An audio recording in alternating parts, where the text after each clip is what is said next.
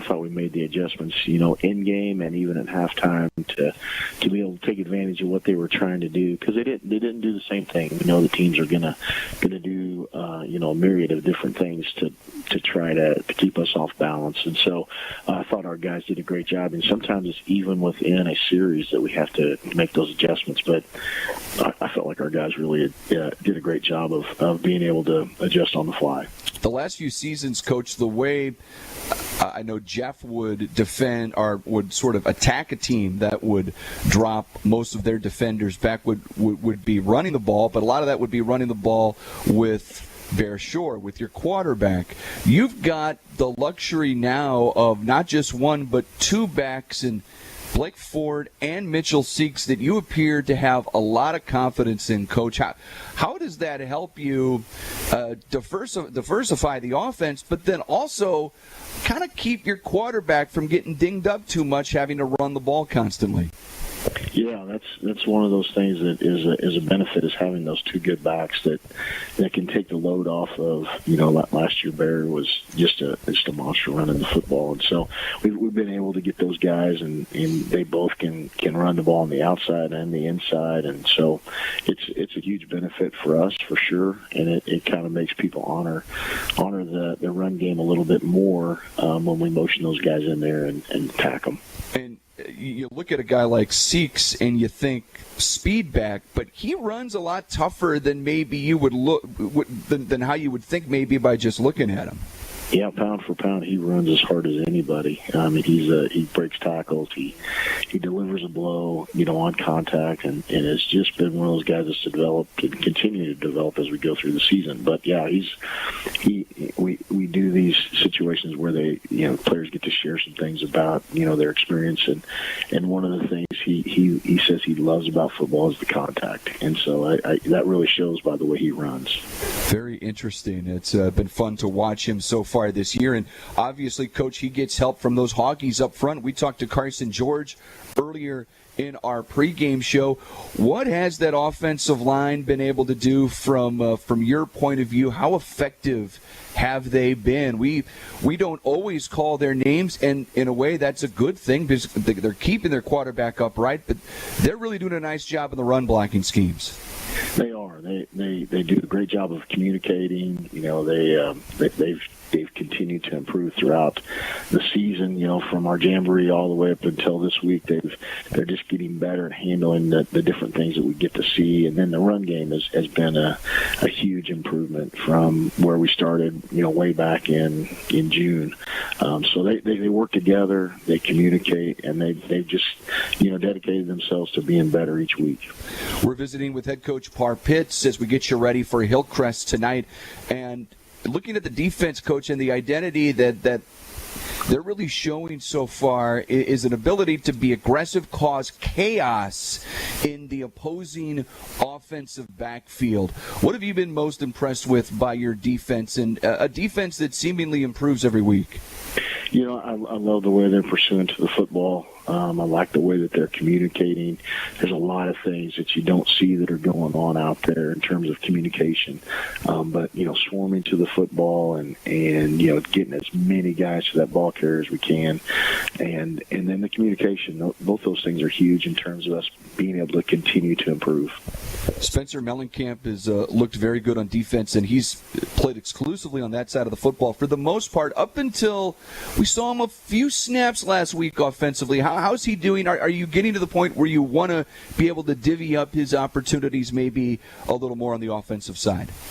Yeah, he's getting more and more reps each week. Over the last 3 weeks, he's been able to practice more on the offensive side, and he brings good size, good strength. He's a good receiver. We going into the season, we thought that he would definitely be one of our top guys, and he's had this ankle issue for quite some time, but he seems to be more of 100%, and we expect his role to continue to grow on offense. Coach, let me ask you this. If it's a challenge, knowing the game that lies ahead next week at Lebanon, rivalry, undefeated state-ranked team, is it a challenge to keep your guys focused on a night like tonight where, at least on paper, maybe the opponent doesn't shine through as much? You know what? I'm proud of our guys, the way that they have prepared and approached each week. And it has been any different this week. They know that game, is next week, but all of our focus and our investment and our game planning has been on Hillcrest, and that's the way we're going to do it, the whole season. And so I haven't seen any of those signs that people are thinking too much. Probably the coaching staff is the one that we have to kind of get ourselves focused in on, 1 week at a time. But our players are ready to go. What challenges does Hillcrest provide your team tonight, Coach? They played really well on defense. They've defended, every team they've played very consistently and efficiently. And then offensively, once they find their groove, they can really be explosive. We're going to have to go out and play well in pursuit of the football, control the line of scrimmage, hopefully get the run game going on offense. It's going to be kind of that same game plan. We don't know how they're going to defend us, but we've got to be able to adjust on the fly and take advantage of what numbers they're giving us.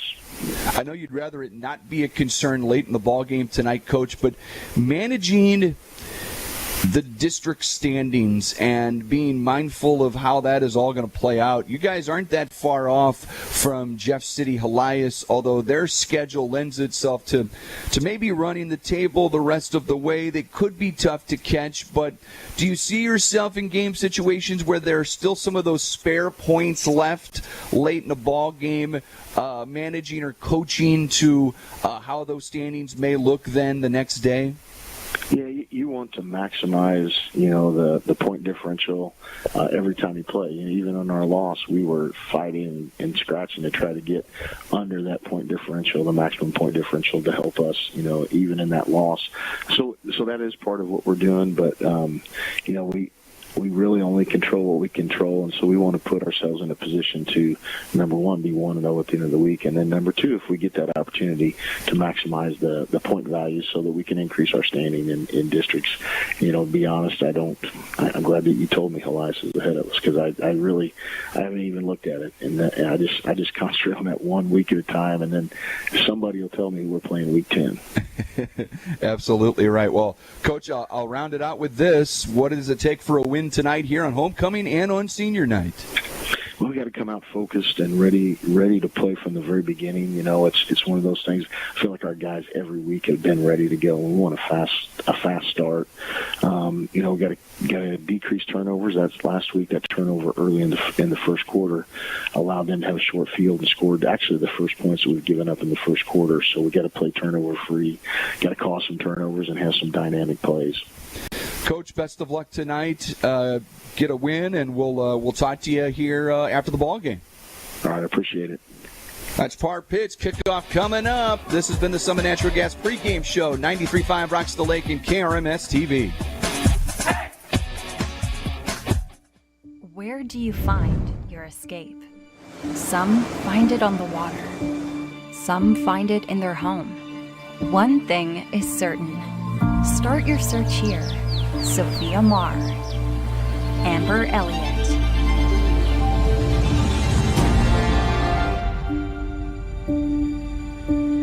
With Marr, Elliott and Associate at Lake of the Ozarks.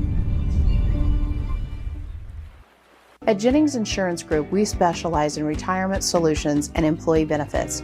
We use insurance as a tool to positively impact the lives of those we serve. Our goal is to provide you with the best possible coverage and the knowledge to use it. Your team at Jennings provides a holistic approach to retirement solutions using tools to help with comprehensive will and trust documentation, assistance in funding trust, medical directives, and powers of attorney. We work with many companies, but we work for our clients. Health insurance strategies are a big part of financial planning. It is one of the 5 financial risks that we address. At Jennings, we'll address other financial risks, including inflation, taxes, market volatility, and longevity. Call or visit Jennings Insurance Group online today and learn more about how we can help you protect what matters most.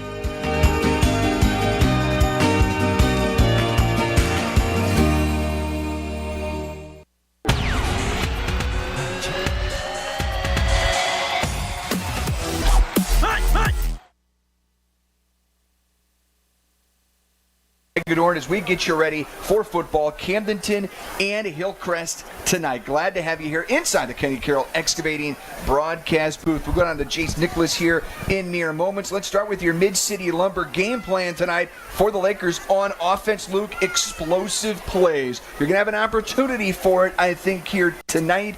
And just those reps, the fact that just you realize those big explosive plays. I think those reps matter as we get deeper and the opponents start to get a little better. Yeah, we have explosive plays on the field, then we're going to have explosive fireworks in the air, and you know how much I love those fireworks here at Bob Shore Stadium, especially on a special night like tonight. Senior night, homecoming, lots of folks in the stands, lots of alumni back here checking things out, checking out this program. They want to put on a show for everybody tonight. I think we're going to see it on the field and in the air as well. And on defense, 50. That being the 50-yard line. Keep Hillcrest from crossing onto the plus side of the field. This Laker defense, they are improving week in and week out. They're getting healthier by the week. We've seen a lot of Spencer Mellencamp exclusively on defense. He's a difference maker, as is Sterling Cedarwall for this Camdenton Laker defensive attack here tonight.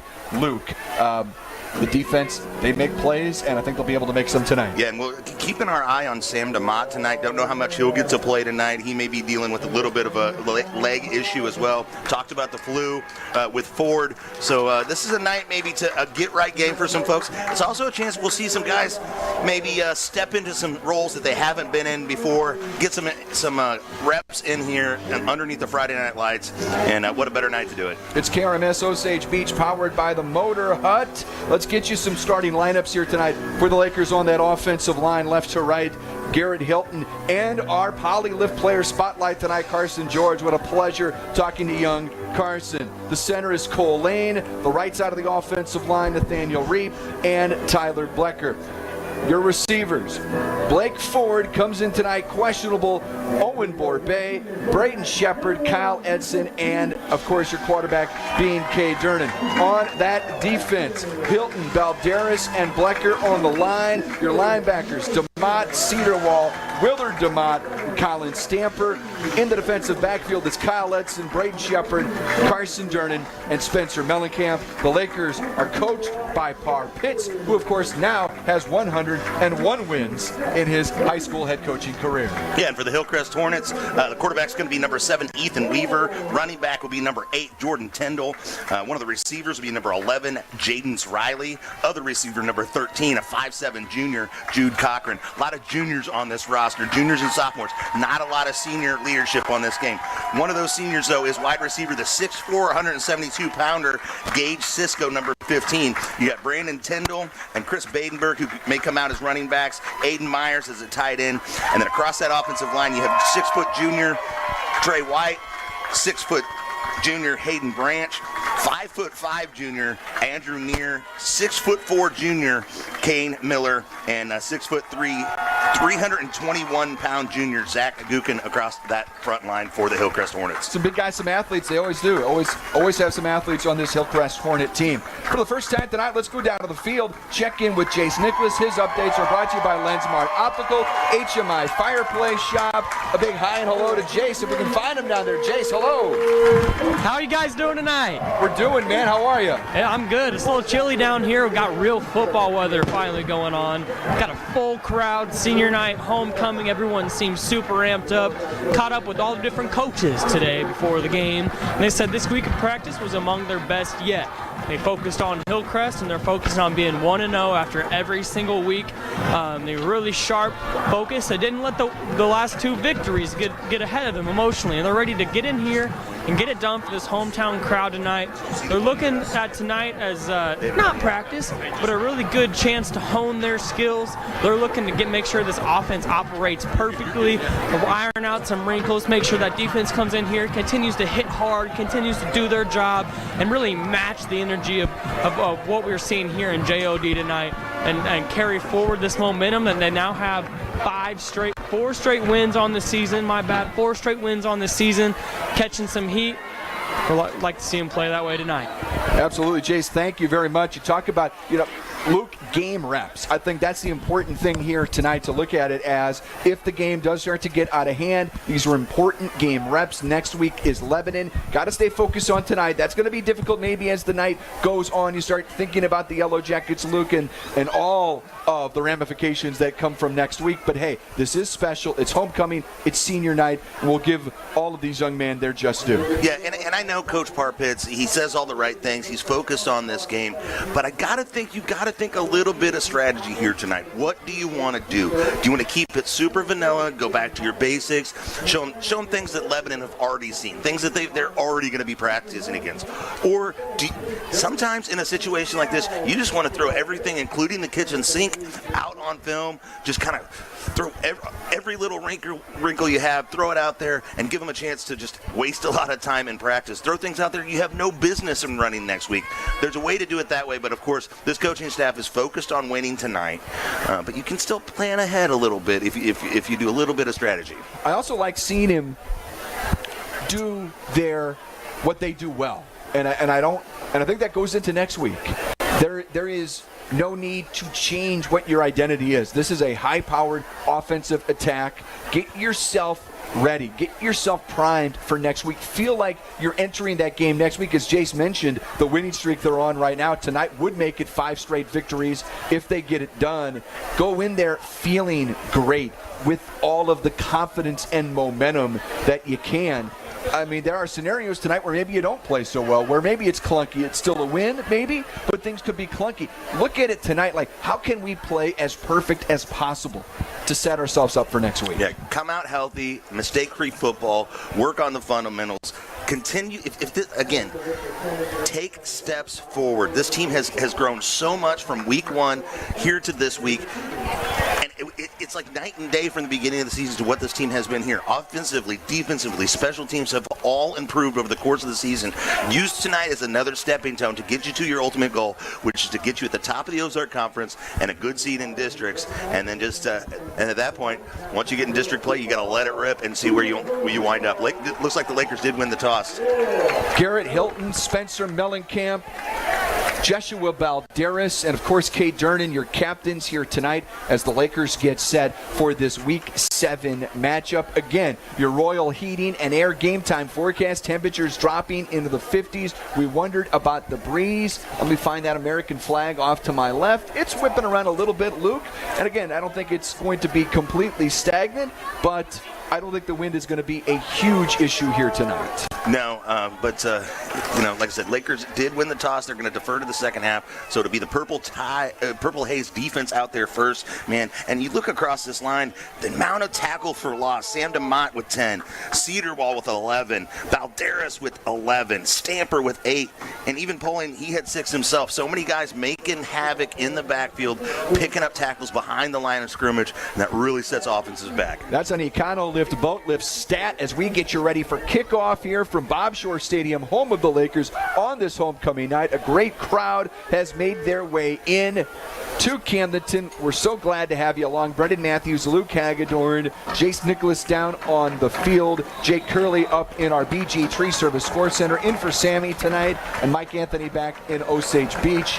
Here comes your First State Bank Mortgage Team Lassen opening kickoff, a short kick and a fumble, and the Lakers might have fallen on it. They did. Immediately, a quiet side quick shot, change of possession.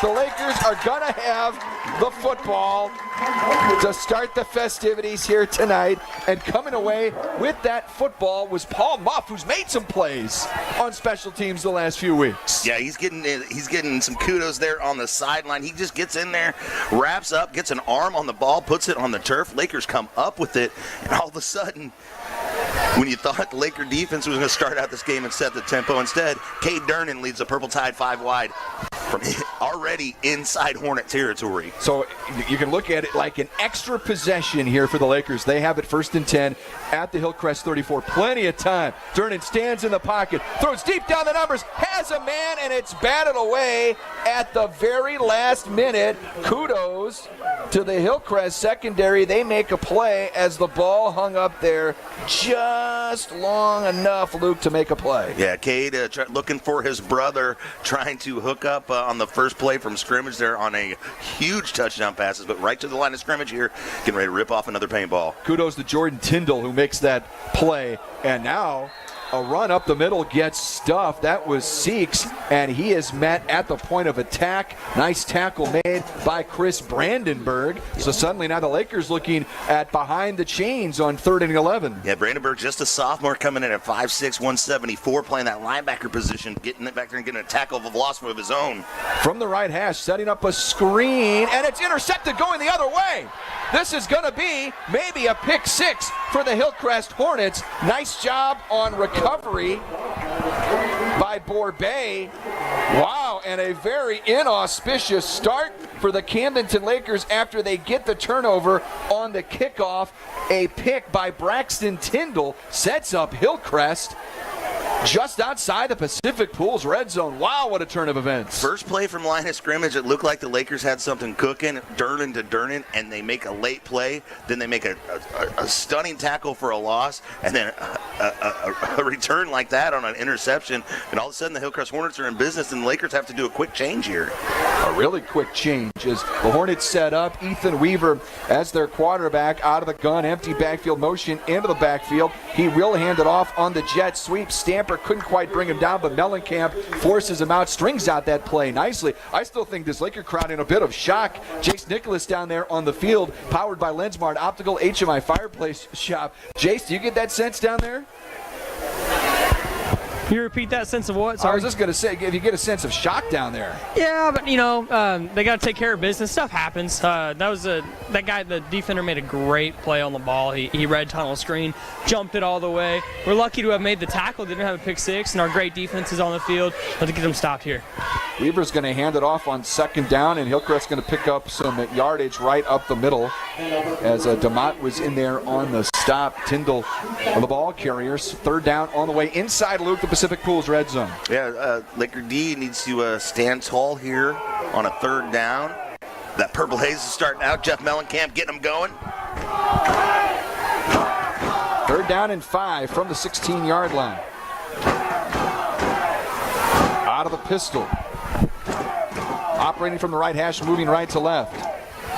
Weaver fakes the handoff, rolls to his right, set up a screen, connects, going down the right sideline and knocked out of bounds. And I think beyond the line to gain is Aiden Myers for a Hillcrest 1st down, and they may be setting up close to goal to go. Yeah, that play, when it first started, it looked like almost a busted play, but they're not giving them quite the yardage for the 1st down. They're going to check. They did. Yeah, it's goal to go. Okay, got it. I see it.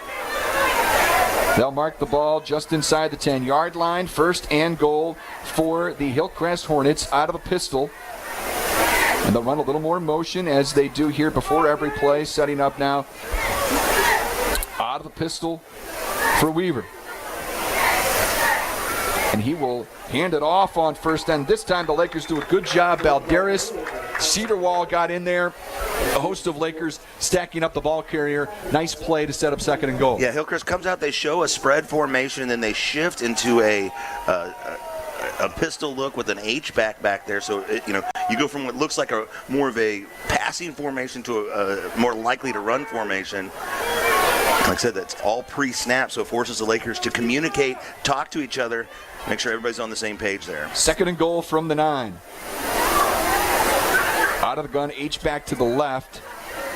Tailback gets the ball, and again, Cedarwall there by the ankles to bring down Jordan Tyndall after a gain of 1, maybe 2. It'll set up 3rd down and goal from the 7.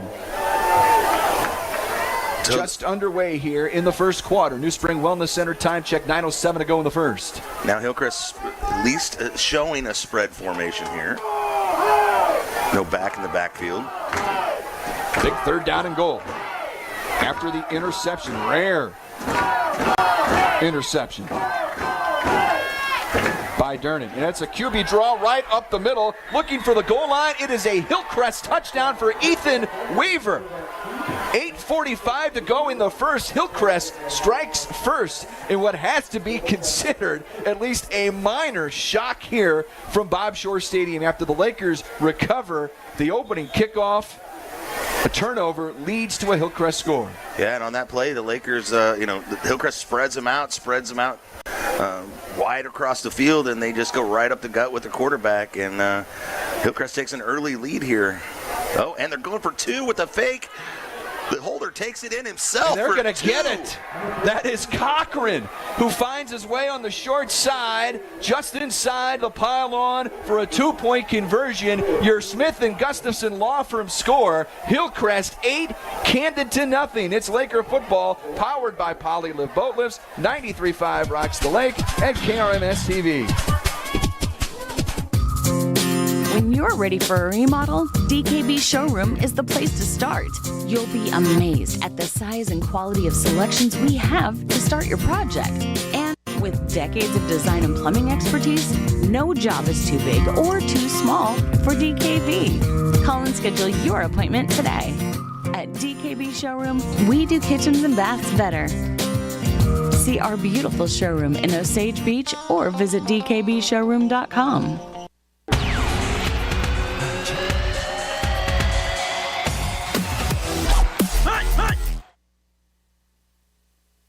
Updates brought to you by Lensmart Optical, HMI Fireplace Shop. Jace, what do you see down there? Like I said, I was shocked, and now suddenly Hillcrest has an 8-0 lead. Yeah, it was two quick turnarounds right there. Obviously, we kicked the ball off, forced the fumble there. Our defense was ready to go on the field on the first play of the game, and then switched it around. They didn't get out there until later after an interception with a long return. So that's obviously emotionally a roller coaster. I expect them to bounce back right here. They did some self-scouting. They saw some plays that they missed on that first offensive drive. We'll see if they can capitalize on those opportunities this drive. And bringing it back on the return, a nice return for Bowen as he's down the left sideline, and he's going to go all the way for a touchdown. Lined up as one of the up men, Caden Bowen brings it all the way back. About 84 yards on the kickoff return for a touchdown, and the Lakers are on the board. 8:31 to go here in the first. And boom go the fireworks at Jaws of Death Stadium. Caden Bowen comes in tonight with 43 total yards, and he doubles it up in one play there. And the Lakers answer back in a hurry. Still going to be trailing in this ball game if they stick with the extra point here. No need, I don't think, in terms of chasing points right now. Don't need to do it so early in the game as you answer right back from 8:45 to 8:31 on the kickoff return there by Bowen. Your Smith and Gustafson score. Hillcrest 8, Camdenton 7. It's Laker football powered by Polylift Boat Lifts, 93.5 Rocks the Lake, and KRMS TV.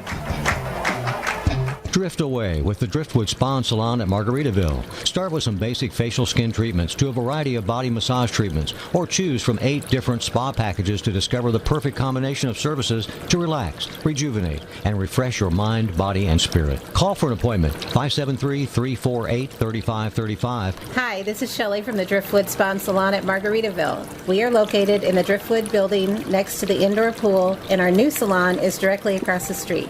Come drift away with us.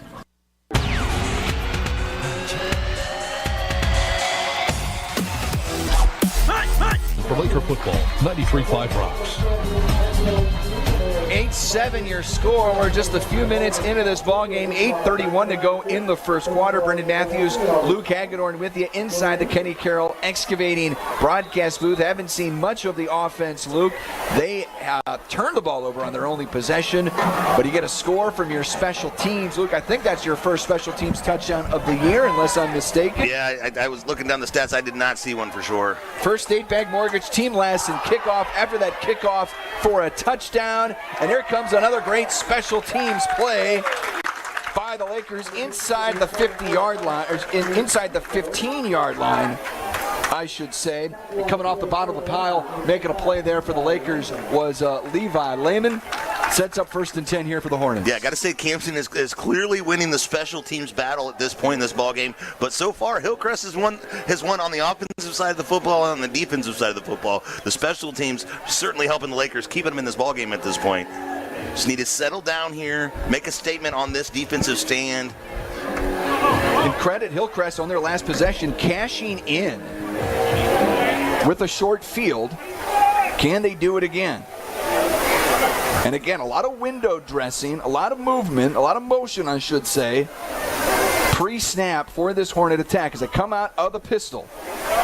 They'll hand it off on 1st down. Trying to string that play out. We're going to get a flag as Stamper's there to finish it off on the run. But, Luke, this would certainly be in the neighborhood of holding our first top deck penalty of the night. Yeah, from what direction that flag came from and where it went. That's kind of going behind the line of scrimmage there. No, instead it's going to be a face mask against the Lakers. So as Hilton's going to check in the ball game here and get some beef on the front line.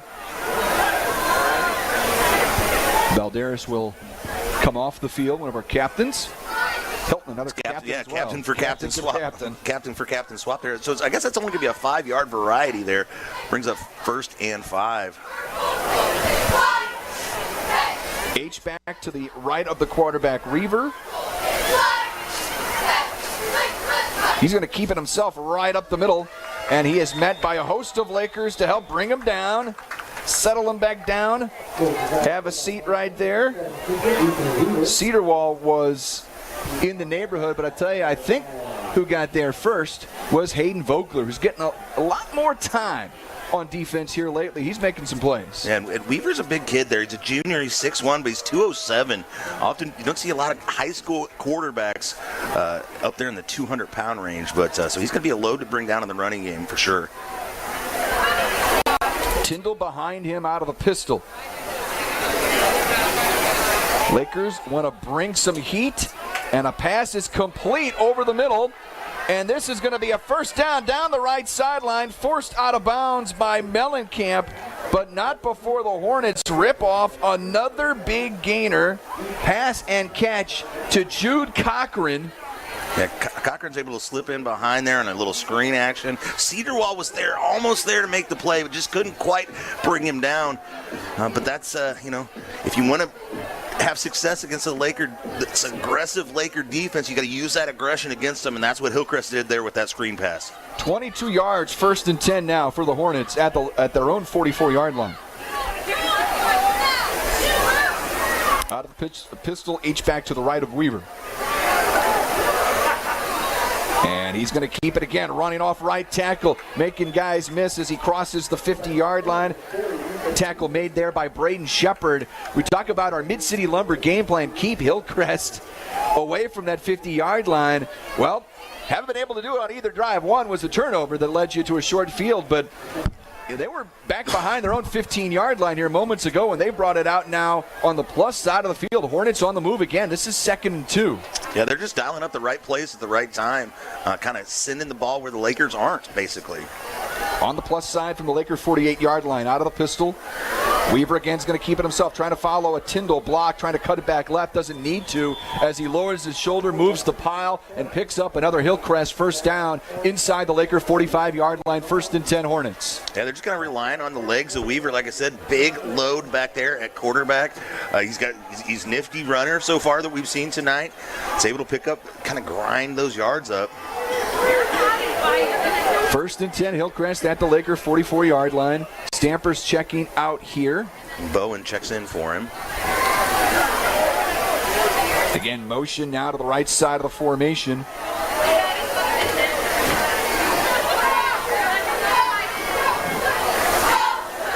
Play action. Weaver feeling some pressure from Cedarwall, throws it on the run and connects inside the 40-yard line. Knocked out of bounds inside the 35 by Edson. Pass and catch this time to Aiden Myers, close to the line to gain. Yeah, they use that play action to get the flow going to the right-hand side. He bootlegs out to the left-hand side and has a wide-open receiver kind of mimicking his movement with his route, and found a weak spot in the Laker defense yet again. So oftentimes, offensive football is about finding mismatches and numbers advantages, and Hillcrest Hornets offensively have been able to do that tonight against the Lakers. 1st and 10 out of the pistol. Weaver's going to hand it off, breaking a tackler, keeping the legs churning now inside the 30-yard line. Impressive run by Jordan Tyndall. Tyndall, the quarterback, Weaver, Jude Cochran. These guys, a band of misfits here. They're making plays for the Hornets. All 3 junior players for this Hillcrest team. That means they will be back as seniors next year. This program has something to build on. Head coach Keenan Gantz has got something going here at Hillcrest in week 6. Out of the pistol on 2nd down and 3 for the Lakers inside the Camdenton 30. Weaver wants to throw. Has some time in the pocket, into traffic. Nice play by Carson Durnan to break it up. Incomplete. That brings up 3rd down. Willard DeMott getting some pressure on the quarterback, getting in his face, forcing that throw. Maybe a touch earlier than he wanted to get rid of it. That's what the Lakers are going to have to dial up here. Now it's 3rd down, big play here. Let's see if this stadium can come alive. They kind of got shocked there with that interception, and then making short work of the touchdown. Braxton Tyndall now in there at the tailback out of the pistol, halfback to the right of the quarterback Weaver. Will give it to Braxton Tyndall up the middle. He's going to be close again to the line. The gain needed about the 24. They're going to mark him around the 25. I imagine this is 4-down territory for the Hornets. They're going to have a full yard to go here. Laker defense having a chance to make a play. Braxton Tyndall's a sophomore.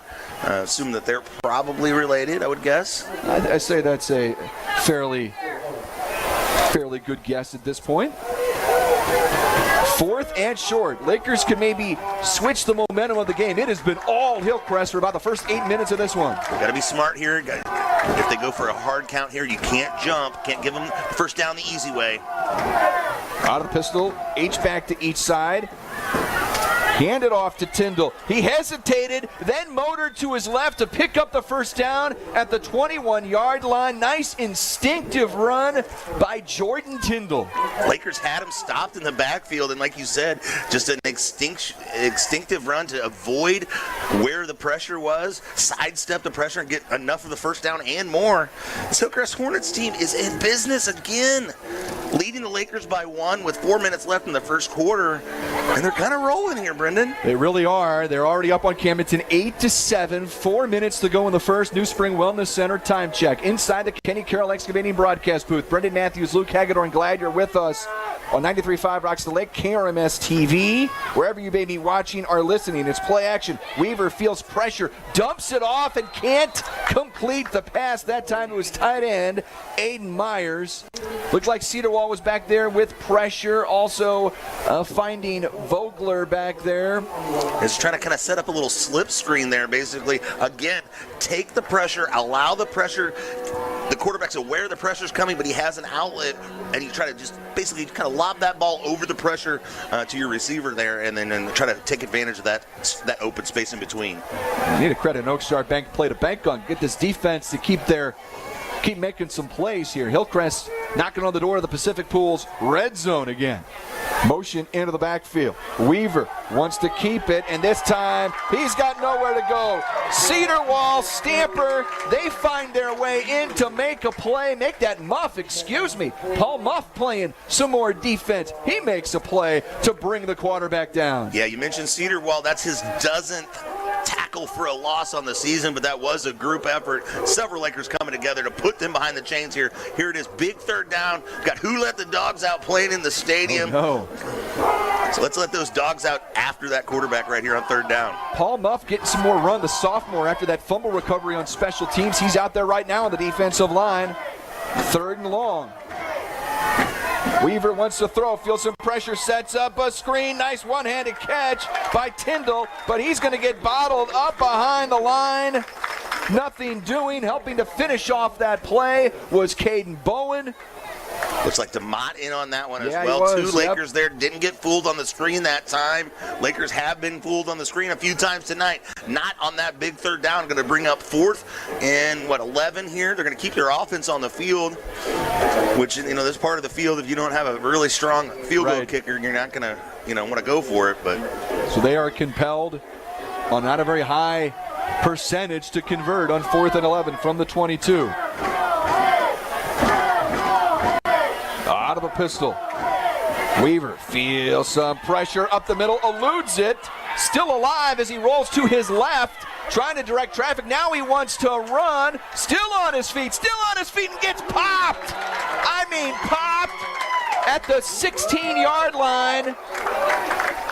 That was Willard DeMott with a welcome to Camdenton present for Weaver, as he's well shy the line to gain. It's a quiet side quick shop, change of possession. But I tell you, impressed by the level of play here. Ethan Weaver and company, they have come to play tonight. They've sent a message to the Lakers. This is not going to be an easy one. Ethan was weaving through that Lakers defense there, and DeMott just came up and shut it down, sent his whole message, his message was all 150 pounds in his frame. We haven't seen the Laker offense for more than about 11 minutes. They're finally on, I should say, around 10 minutes as we hit the Serdike Yamaha 2-minute warning. This is Mitchell Seeks on the jet sweep down the left sideline, forced out of bounds, shy of the 40-yard line. He's going to get around 22 yards, 1st and 10, butcher shot first down. And Seeks comes in tonight averaging 9 yards per carry, and amazingly he adds to that average with that run right there. Explosive young man as he's making some plays on offense this year. Here's a screen to Borbay to the right side of the formation, and he's going to get dropped behind the line of scrimmage. He's going to lose a couple on that play. That was Jude Cochran. Not enough for this guy to make some plays on offense. He's doing it now on defense for the Hornets. Yeah, and Seeks was called upon to make a block there too. Hornets just had Lakers outnumbered on that one. Seeks motions into the backfield, gets the ball, running left, breaks a tackle, still on his feet, but gets stacked up at the 40-yard line. Got some of that lost yardage and a few more back on a gain of 5. But it'll be 3rd down and 8 here for the Laker offense at the 40. Minute 12 to go here in the first quarter. Hillcrest up 8-7. And Reeves pulling from his guard position there and gets not one block, not 2 blocks. He winds up getting 3 blocks on that play. And then Lakers are going to get free 5 yards as the nose guard for Hillcrest comes across the line of scrimmage, knocks the center to the ground. As an old-time center myself, I always it was a good news, bad news situation. You're on your butt, you're rolling around down there, but we got free 5 yards. Hi Brothers Lumber and Millwork. Those Laker Hoggies doing some work down there. Also, our Polylift Player Spotlight. Hope you got to hear our conversation with Carson George in the Summit Natural Gas pregame show tonight. Seeks motions into the backfield, and again a couple of top deck penalty flags that give a +5 to the Lakers. They were looking, Luke, at 3rd and 8. They're going to end up with a butcher shot first down instead. And going to have the ball at midfield, going to work their way into Hornets territory here. Clearly Hillcrest trying to be aggressive on defense. Lakers trying to slow them down with that hard count and picking up free yards as they go. Yeah, nose of the football right there just beyond midfield, under a minute to go in the first quarter. Out of the pistol, motioning is Borbay. Fake the jet sweep. Instead, give it to Seeks up the middle. He's going to get 5, maybe 6 yards inside the 45-yard line. And there's still time to run a couple more plays in this first quarter. 8-7, Hillcrest on top of Camdenton on the move on the plus side of the field. From the 44, operating just inside the left hash. Durnin with time. Fires underneath, connects to Edson. He turns it upfield inside the 35-yard line. He's going to get roughly 12 or 13 yards and another butcher shot first down. Yeah, I liked what he did there. He gets the ball, immediately turns upfield. There was a defender there, so he just drives the ball right into his chest. And here Hillcrest is going to take a timeout on this one, which, the clock was stopped with the first down, but still, you're giving Camdenton some time to talk this over here a little bit. Let's take a timeout as well. Lakers looking at a first down. We'll have 1 more or 2 more plays before the end of the first quarter after this. 93.5 Rocks the Lake, KRMS TV, powered by Polylift Boat Lifts. Allie Home and Howe Funeral Home, your hometown funeral service provider, has been proudly supporting Camdenton and the surrounding communities for 90 years. At Allie Home and Howe Funeral Home, we believe in giving back, remaining visible, and serving the communities that have welcomed us through the years. Our hometown staff is active in volunteering at local organizations. Brett Edson and the staff at Allie Home and Howe Funeral Home are proud supporters of Camdenton Laker athletics, and we wish all of our student athletes the best of luck in the upcoming season. 1, 2, 3, Lakers!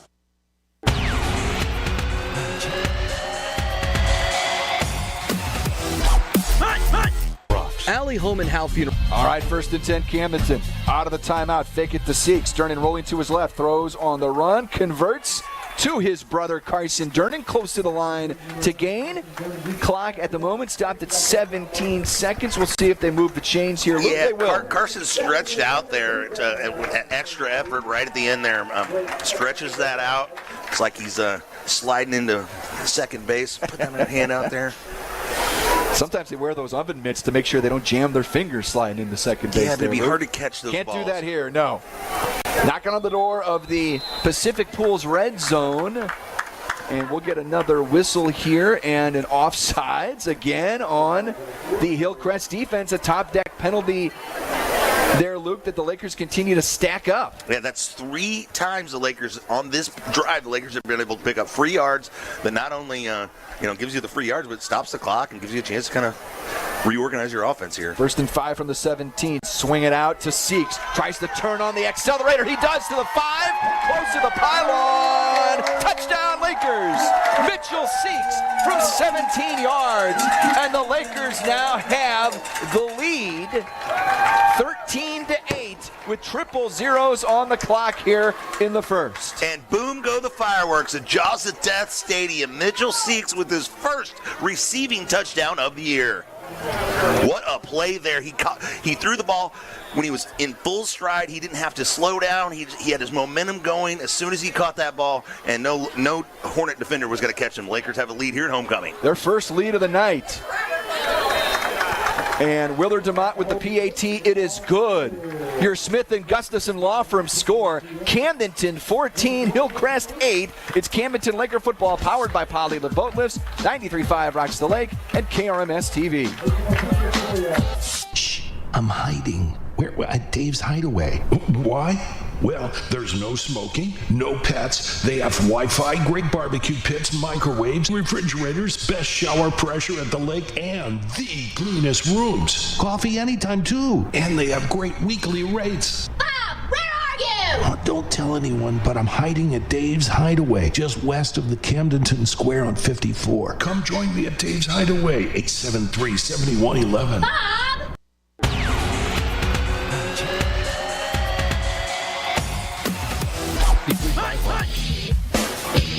Let's go to the BG Tree Service Score Center now as the first quarter in the books. Jake Curley in for Sammy Stava tonight with some updates around the world of high school football. Jake, take it away. Oh, yeah, we got a lot going on right now. Number 5, Lebanon is visiting West Plains. They're leading 17-0 at the end of the first. Rolla is trailing Kickapoo at home 21-0. Another Ozark Conference update. Number 2, Webb City at Carthage is tied 13-13 mid-second.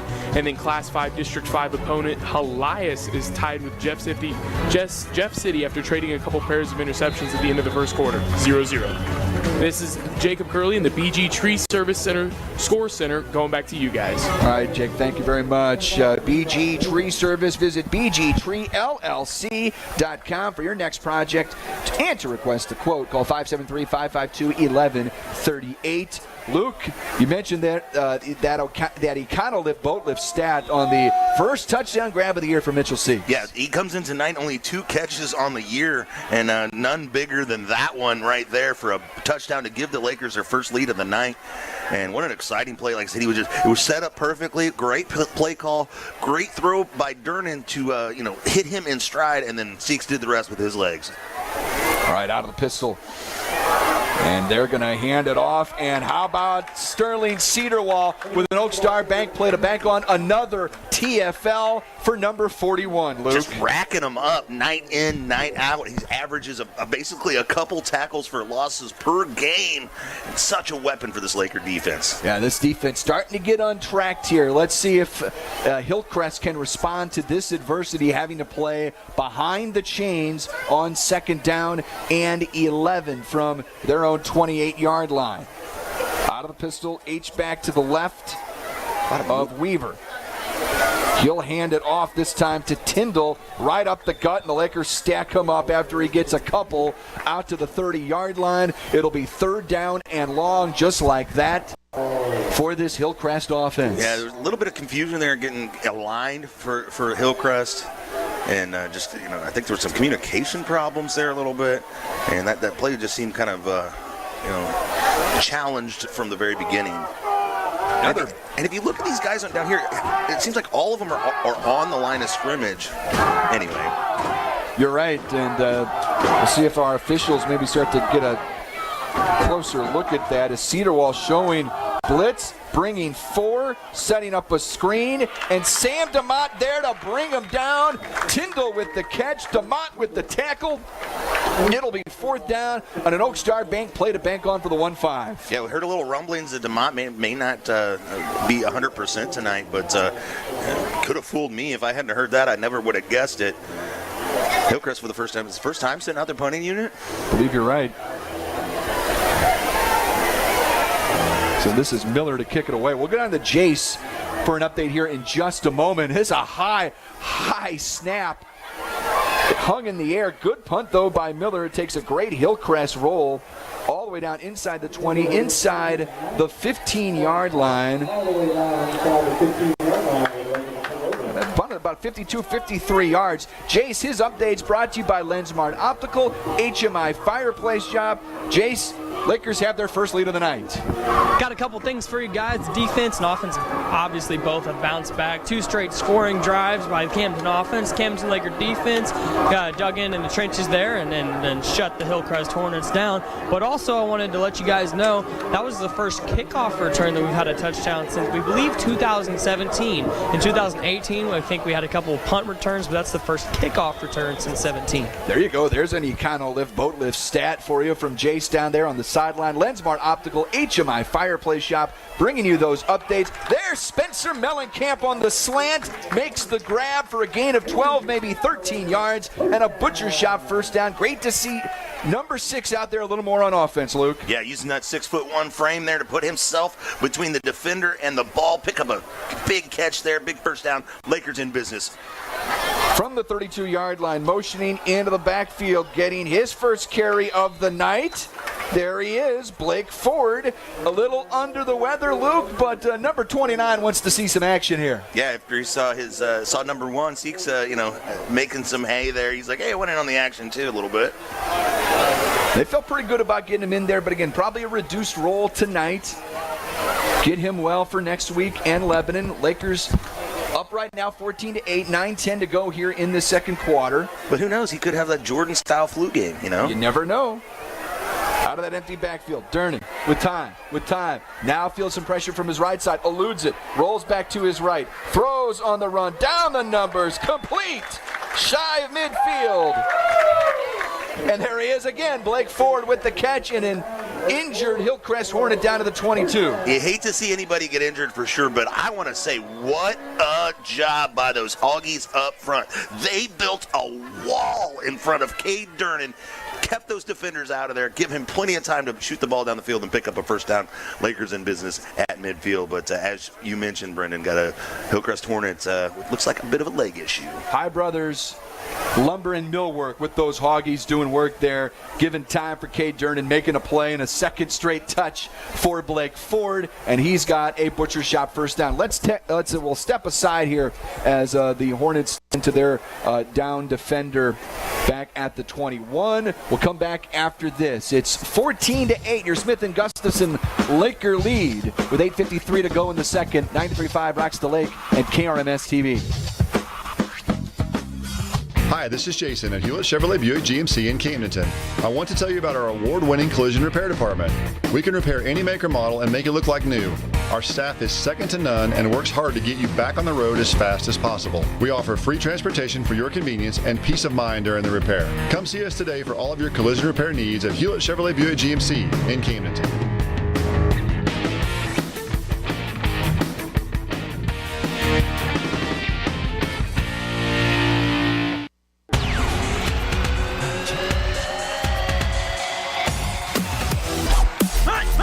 It's Laker football on 93.5 Rocks. I want to thank Lake West Excavating for powering all of our social media across Facebook and Twitter and TikTok and YouTube. Lake West Excavating. Check out the Lake West Excavating Facebook page as Durnan feels some pressure on first down. Eludes it once. Couldn't elude it twice. The blind side sack brings him down, courtesy of Chris Brandenburg. And that will put the Lakers behind the chains here for a moment. 2nd and 14 on the way. That's the life of an offensive lineman. I'm up here bragging about you on one play. On the next play, they got 3 different guys getting free runs at their quarterback. But on 2nd and 14 from the left hash, motioning into the backfield. Fake it to Ford. Durnan looks right, now left, and he throws another interception. Wow. We have not seen that much this year. Picking off Cade Durnan and setting up the Hornets on the plus side of the field with 8:10 to go here in the second. Yeah, Durnan comes off the field kind of, slowly and gingerly. Obviously a little frustrated with himself there, but trying to hook up with Spencer Mellencamp on that one. But again, just kind of telegraphed where he was going with the football. The Hillcrest defense, saw something they understood on that one. And here Hillcrest, with 8 minutes, 10 seconds left in the half, a chance to go up again on the Lakers if they could put together a drive. Look, if everybody's enjoying the broadcast here at KRMS TV, I want to thank all the great students with the LCTC program here at Camdenton.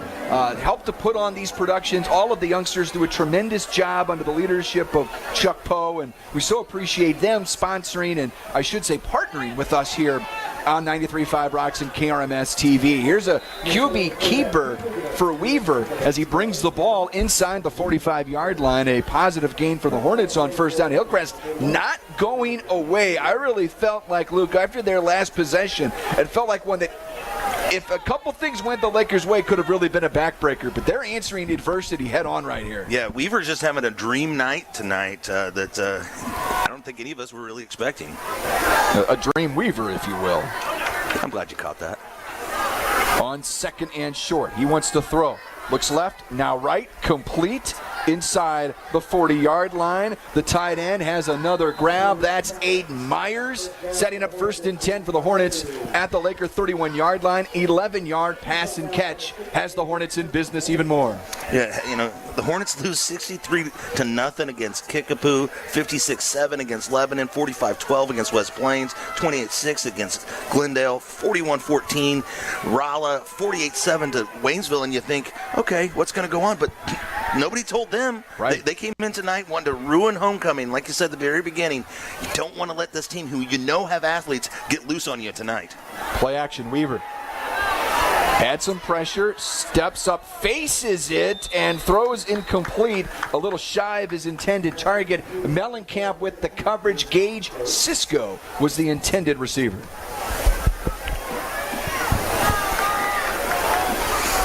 Seven minutes even to go here in the second quarter. New Spring Wellness Center time check. Lakers up by the score of 14-8. But Hillcrest on the move again. Hillcrest is a no-huddle look, calling the plays off of wristbands here. Pistol with H-back to the left. Handed off, Tyndall right up the middle. He is tackled from behind by Willard DeMott. Like the way a little shy of the line to gain. Like the way Vogler got back there and got in Weaver's face after he was carrying out his fake on that one. If you're going to run the ball, you put yourself at risk for plays like that. Just got to keep the pressure on these guys. Right. That's not the worst thing in the world. Give him a little clean hit there to think about on that run. They're facing 3rd and short. Need the 21.5 for a first down. Give it to Tyndall running off left guard. He's moving the pile, and I think he's going to get the first down here for the Hornets. Easy for me to say, inside the 21-yard line. 1st and 10, Hillcrest, nearing the 6-minute mark to go here in the first half. Hillcrest got some big boys up front. They're just using that muscle to kind of push the Lakers around a little bit. Don't often see that against the interior line that the Lakers have been able to build over the years. Camdenton up, but Hillcrest on the move. They've already scored and converted 2 points in this ball game, coming off a Laker interception. This off a Laker interception as well. Fake the jet sweep. Weaver keeps it himself. He is swung down by the rejuvenated Paul Muff, who's getting a lot of run on defense tonight. He's got a fumble recovery. Number 57, Paul Muff, in the running for a golden pork chop tonight, powered by the Butcher Shop. Yeah, just a sophomore making an impact early in his Laker career tonight. Came into the night with just 5 tackles, but 1 big sack that we saw down there at Bolivar. The Muff man making an impact here. 2nd down for the Hornets.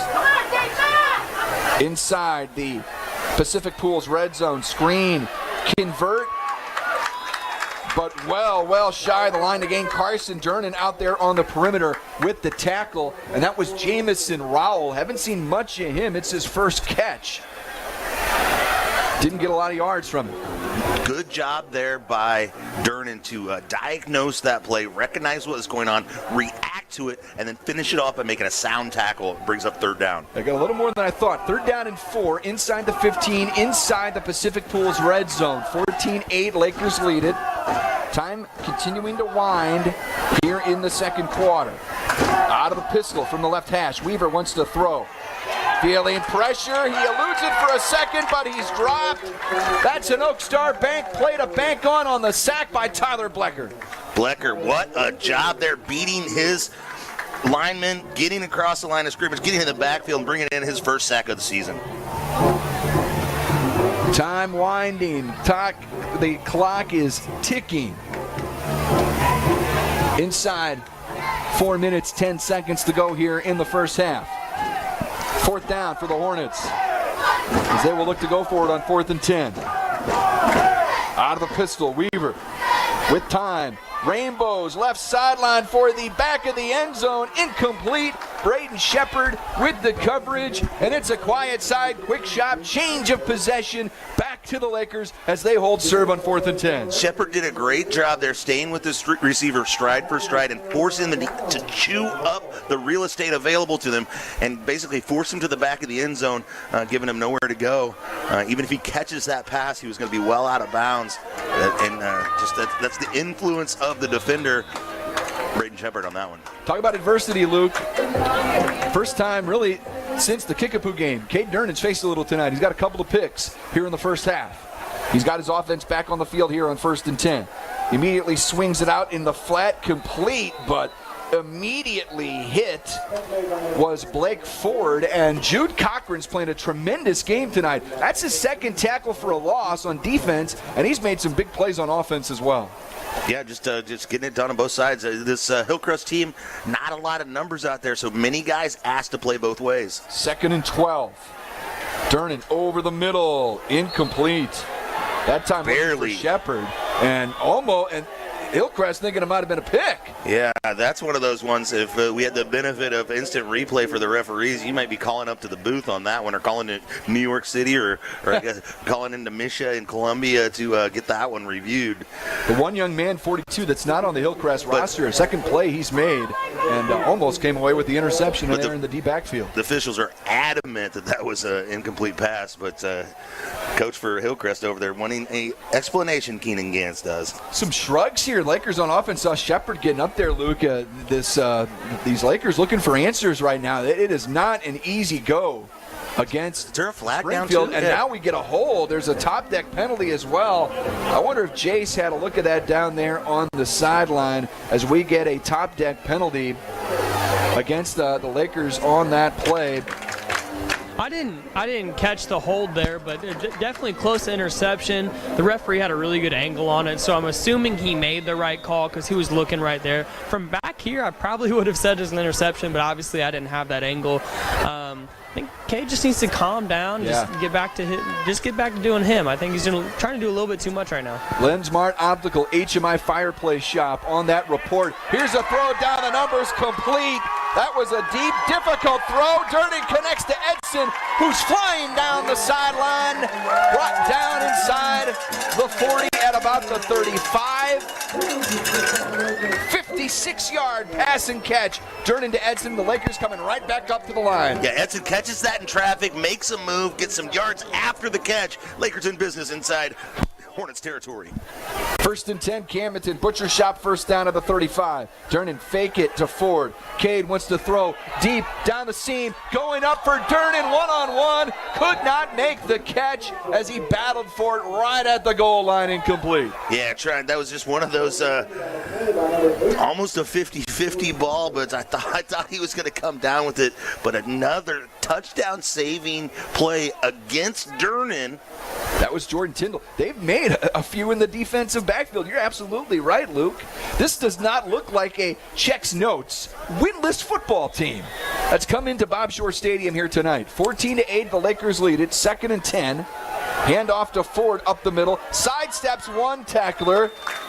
Wrangled down inside the 30-yard line, gets 6 on the carry. 3rd and much more manageable here. 2:50 to go in the first half. Yeah, but Brendan, not only are they an 0-6 team, they weren't even close. They're not in games, you're right, yeah. In any of these games, and here they are, giving the Lakers all they can handle on senior night and homecoming.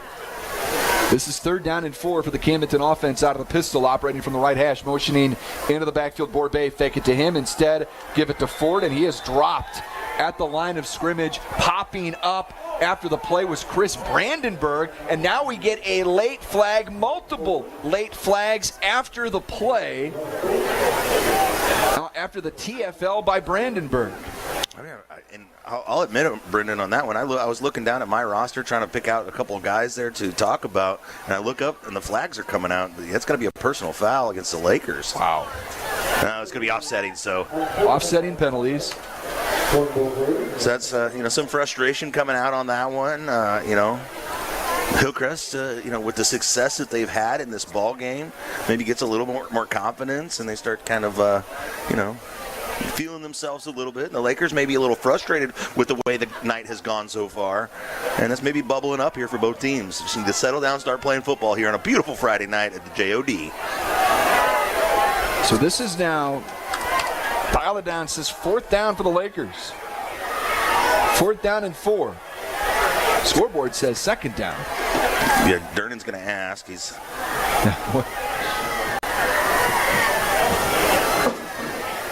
And our white hat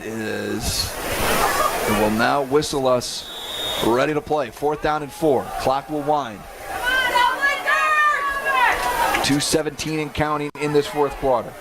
On 4th down, fake it. Durden with pressure, and he is going to get dropped as he tried to bring it right up himself. This Hillcrest defense with another big stand. They do it on 4th down. Turnover back to the Hornets with 2:09 to go in the first half. Lakers lead it, but by just one possession. It's 14-8. Not sure if that was a designed run or just a decision by Durden there, but it just didn't look in sync from the start there. So I haven't brought it up yet. I figured at some point we would. We're this deep into the game. This looks like a Camdenton team that's at least thinking about next week. I have to put it out there. Like I said, it doesn't look like a Camdenton team that had been taking steps forward all season long. That's for sure. 1st and 10. Weaver trying to follow his block. Muff trying to bring him down from behind. He's still up as he churns the legs to get a positive gain of about 2, maybe 3 yards out to the 30 inside the Serdike Yamaha 2-minute warning. And hey, there's a full half of football still to be played. A long way to go here, but Lakers did, defer to the second half, so they'll start the game out with the football here. So that's the crazy thing. They recovered the opening kickoff. They got that extra possession, but then immediately threw an interception a few plays later. Parkview would score off that possession. We haven't seen much scoring, though, outside of that. Here's a handoff up the middle and a first down run for the Hornets out across the 40 to the 42-yard line. A gain of 14 yards. Oftentimes the running attacks against the Lakers work with the misdirection or east to west with the jet sweep and things like that. But Hillcrest has just run the ball right down the Lakers' throat and having success doing it. 1st and 10. Hillcrest at their own 42. Out of the pistol again. Weaver's got Tyndall behind him. 2 receivers to his right, 1 to the left. He wants to throw. Here comes some pressure. Sets up a screen. Complete. But not a lot of running room as Carson Durnan makes the play. And Oak Star Bank played a bank on as we're under a minute to go in the half. Lakers up 14-8. The Hornets not moving with a ton of urgency here, Luke. Yeah, and Carson Durnan, he's nominally a free safety in this defense. He's supposed to be the last line of defense. That time, making tackles right near the line of scrimmage. Out of the pistol for the Hornets from their own 44. On 2nd down and 8. Weaver throws over the middle, off a fingertip. The tight end was there, Durnan was there, but Aiden Myers had a chance to make a catch, but there also could have been a pick there, Luke. Yeah, he's Durnan, doing such a great job from that free safety position. Right before that play, he's communicating to the defensive backs down on this side. That's Mellencamp and Edson, and kind of directing traffic over there. Then he diagnoses that he needs to pick up that tight end and breaks up that play. Inside the Kenny Carroll Excavating broadcast booth, Brendan and Luke with you in the waning moments of this first half. Lakers up by 6 over winless Hillcrest. Weaver setting up a screen again, complete. Tyndall breaking tackle, still on his feet, but brought down in the field of play. 20 seconds, 19 seconds. That will get a timeout from the Lakers here, Luke. With 4th down on the way. Yeah, stops the clock, forces another play here, gives a chance to kind of talk things over. At this point, are they taking a look at Carson Durnan's leg down there? They maybe rewrapping it?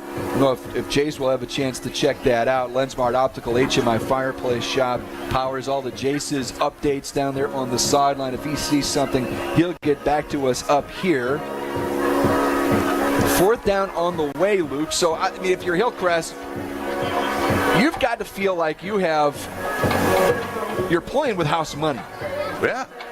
You don't need, by the same token, you don't need to do something so risky that you allow Camdenton a late touchdown. So they need to find a way. Their thinking is, how do we prevent Camdenton from scoring here, getting a short field? Because really, if something happens, they try to go for it, they don't convert, Camdenton could score in a blink from midfield. If you convert a decent punt, Camdenton having to go, 70 yards in, say, 10 seconds, I don't love their chances there. Yeah, and if you're Hillcrest here, I think you consider it a win going into halftime. Totally. Trailing less than one possession at this point.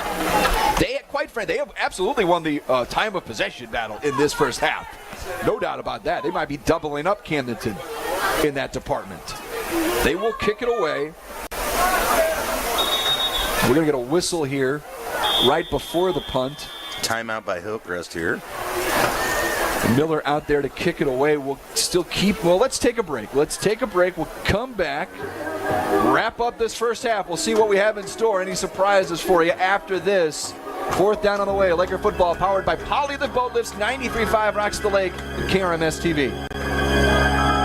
Being a successful Laker athlete takes hard work, discipline, and teamwork, much like our work here at Polylift Boat Lifts. If you envision your team being the best, you will be the best. The effort you put into building your team and working together as one unit always pays off. And remember, Lakers, who's got it better than us? Congratulations to all the Laker athletes from all of us at Polylift Boat Lifts. We don't just build boat lifts, we build poly lifts.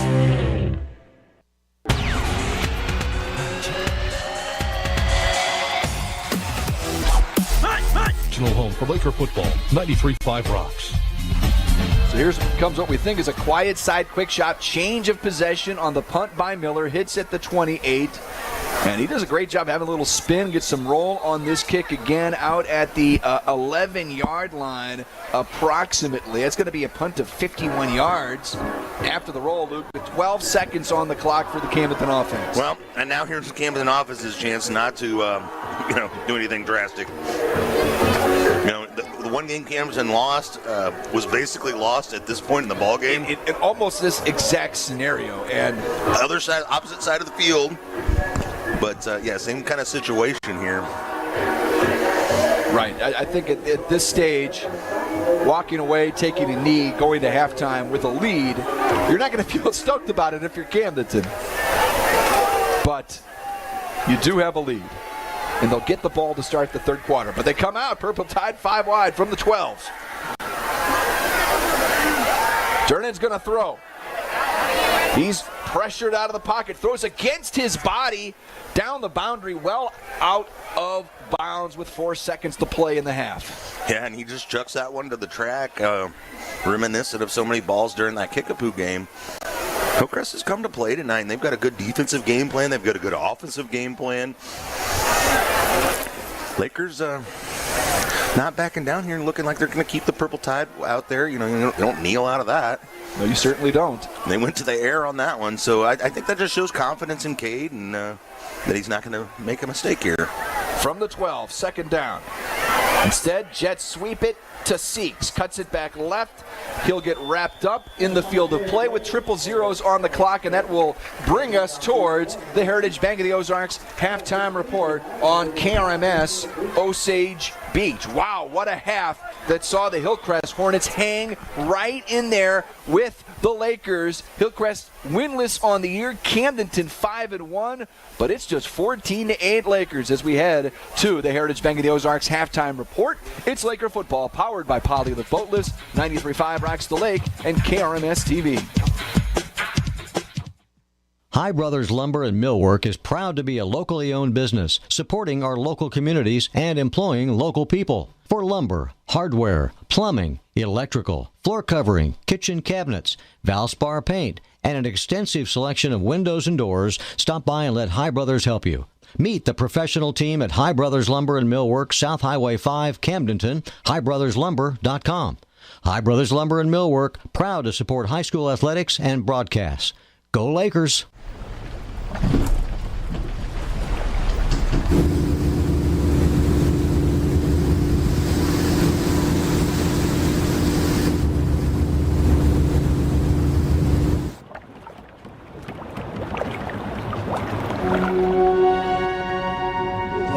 From total joint replacement to the times that matter most, our commitment runs deep. If you have a residential or commercial new construction project, remember Ireland Construction. They handle remodels, construct steel buildings, and provide a variety of other services. Ireland Construction strives to meet and exceed the needs of their customers in a timely manner within your budget. Visit their Facebook page to view some awesome pictures. If you're thinking about a construction project, contact the best at the lake. Russell, Ireland. Ireland Construction, 573-434-0786.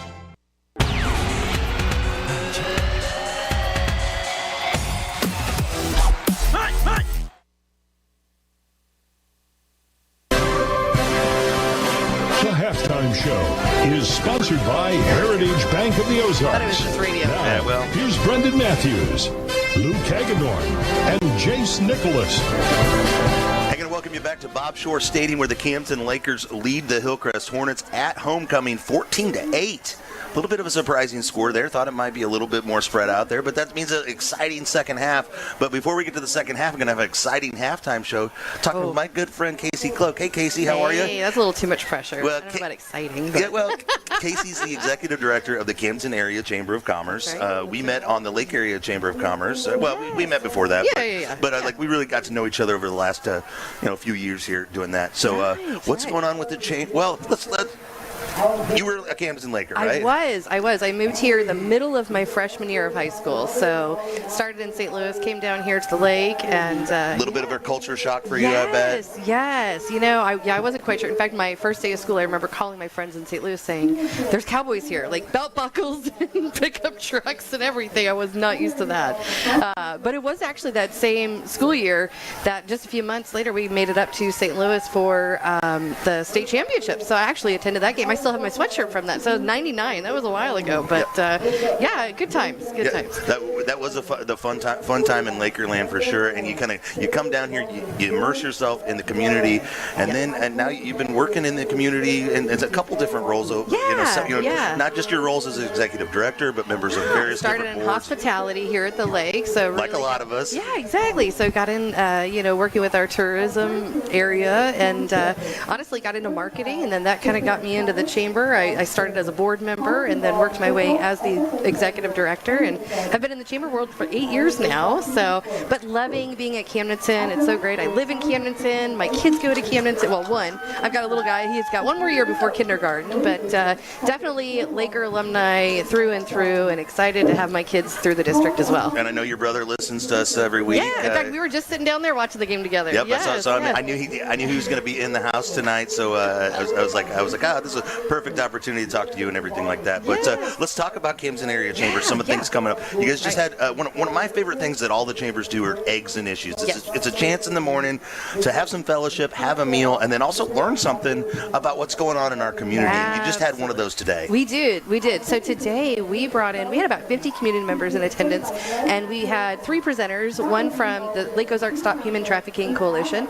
We had the CADV, and we also had COMC. He is a counselor, therapist, and so we were addressing like victims among us, identifying them not only out and about in our personal lives as well as in the workforce, and being able to recognize certain symptoms or behavioral habits, and then also understanding the resources and the support that our community has. I mean, those were just 3 of many, many organizations that we have at the lake that can help support, whether it's mental health or domestic violence situations or whatever the case may be. We've got a lot of great support. So today was just a little snippet of 3 of those organizations, but it was really great. Yeah, networking always takes place at those events. People think networking just falls into place for the socials, but you can do networking at any chamber event. You come to a ribbon cutting. It's a great opportunity to get to know people and put a face to your business and build that relationship. Yeah, you mentioned the networking, you mentioned the social, but there's different. It's a different genre of folks that maybe come to the morning events. Some come to the evening events. Right. There's afternoon events, which is why we offer a variety. Based on schedule. So one of those evening events coming up next week will be the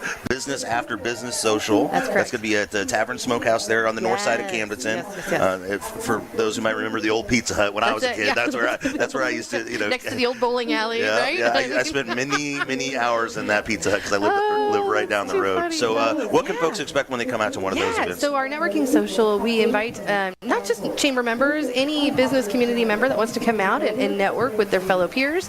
We tell you to bring plenty of business cards. I will say the Tavern Smokehouse, I spoke with the general manager, Shane, earlier last week. He is putting all sorts of goodies together. They'll offer free appetizers or complimentary appetizers, cash bar. And so, come out, taste some great treats, maybe even stay for dinner, but you get to network out with all sorts of chamber folks and business community members. And it's a good way if, maybe you're thinking about joining the chamber, what are they all about? I invite everybody to come out and they're like, well, I'm not a chamber member. I'm like, it's not a sales pitch. Like, really, I don't.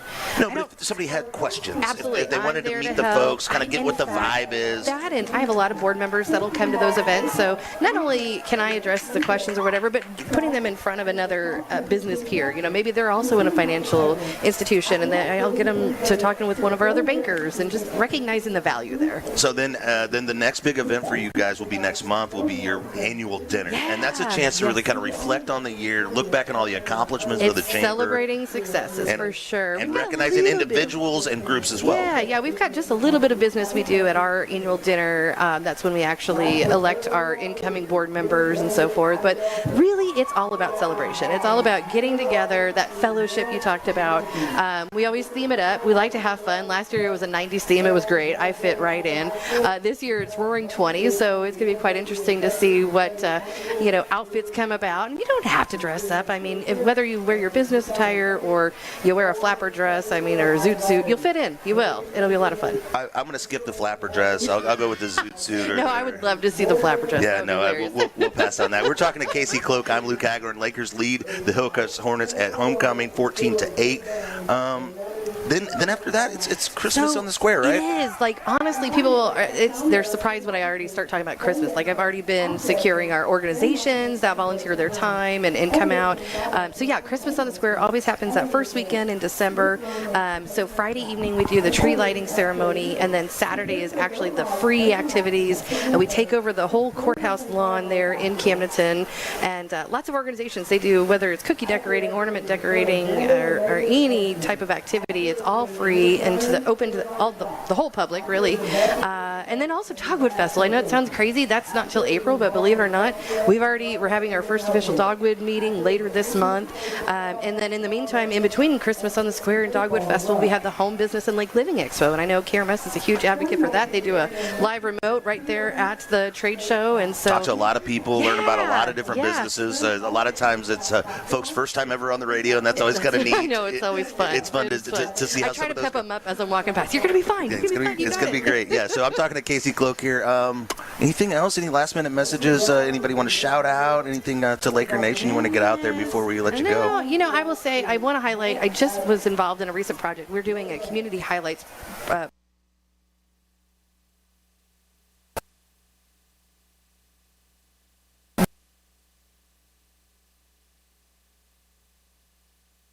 I tell you, impressed with our community. And I made him come out to a Friday Night Lights game. He got to see the hog. And just, he really enjoyed this community. And I will tell you, like, he has even reached back out since his visit, just super amazed. Because he does this all over the nation. He travels all around to do these production pieces. And he just really loved our town. And it was a really feel-good moment. So I'm proud to be part of Camden. Well, Casey, we're proud to have you as part of our community, doing great things there at the Chamber. Appreciate a that. Community that, of course, you know, both you and I love so much for, so deeply. That's right. And it's great for both of us to still be involved here and do all these things. Events like, iconic events like the Dogwood Festival that for me as a kid who grew up here since a little boy. Well, I used to, we would vacation here before we moved here. I came to the Dogwood Festival when I was little too, and it's so great. I've seen it move from downtown Camdenton to the amphitheater to, the school where it is now. And I always love your the promos you do with your daughter on the radio. Those are so fun. Lexi loves that. She does. I hope you guys continue that tradition this year. I think it really is a tradition. I think it is until Wesley's old enough to kind of take part as well. So we're that's Casey Cloak. I'm Luke Hagedorn. Lakers lead 14-8. We're going to take a break here. I appreciate your time today on the halftime show. Stay tuned. We're going to come back. We're going to have stats. We're going to have Curly's going to do his BG Tree Service scoreboard update, highlights from the first half, and more on your home for Laker football, 93.5 Rocks the Lake and KRMS TV. The law office of Mark A. Webb was founded out of necessity. It was clear when he started that the old ways weren't cutting it, and there was a need for modern solutions to modern problems. Simply put, established methods of law office management were wasting time and money. So he set out to bring his approach to the 21st century. Every effort's been made to incorporate technology into practice, helping make your experience modern and comfortable. That's the office of Mark A. Webb. When searching for a home loan, it's important to find a partner you can rely upon. Top producing mortgage team Mortgage Headquarters is here to help you find the perfect loan program that fits your needs. Whether it's your first home or your dream home, Mortgage Headquarters can help you own it. Their mortgage experts make it easy, helping you through every step of the process. Mortgage Headquarters is locally owned and operated with over 24 years of serving the Lake area. Visit lakeloan.com. Call 573-302-9990. NMLS 1229111. Out here, things become clear. We learn a bit more about ourselves and discover that the deepest bonds start at the surface. We might not know where the day will take us, but we can always trust Yamaha to put us in the center of everything we love about the water. Visit Surdak Yamaha at Lake of the Ozarks, 50 years strong.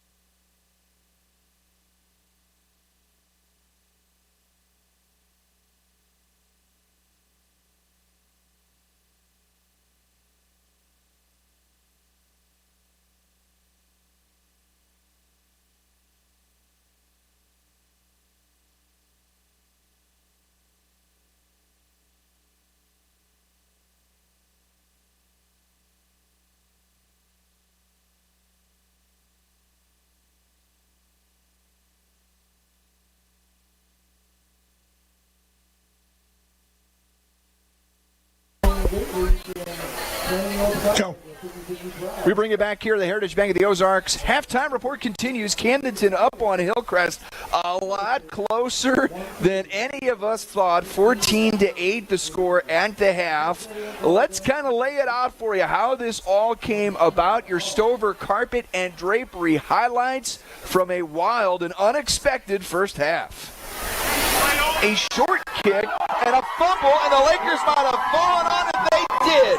Immediately, the Lakers are going to have the football. And it's a QB draw right up the middle. Looking for the goal line. It is a Hillcrest touchdown for Ethan Weaver.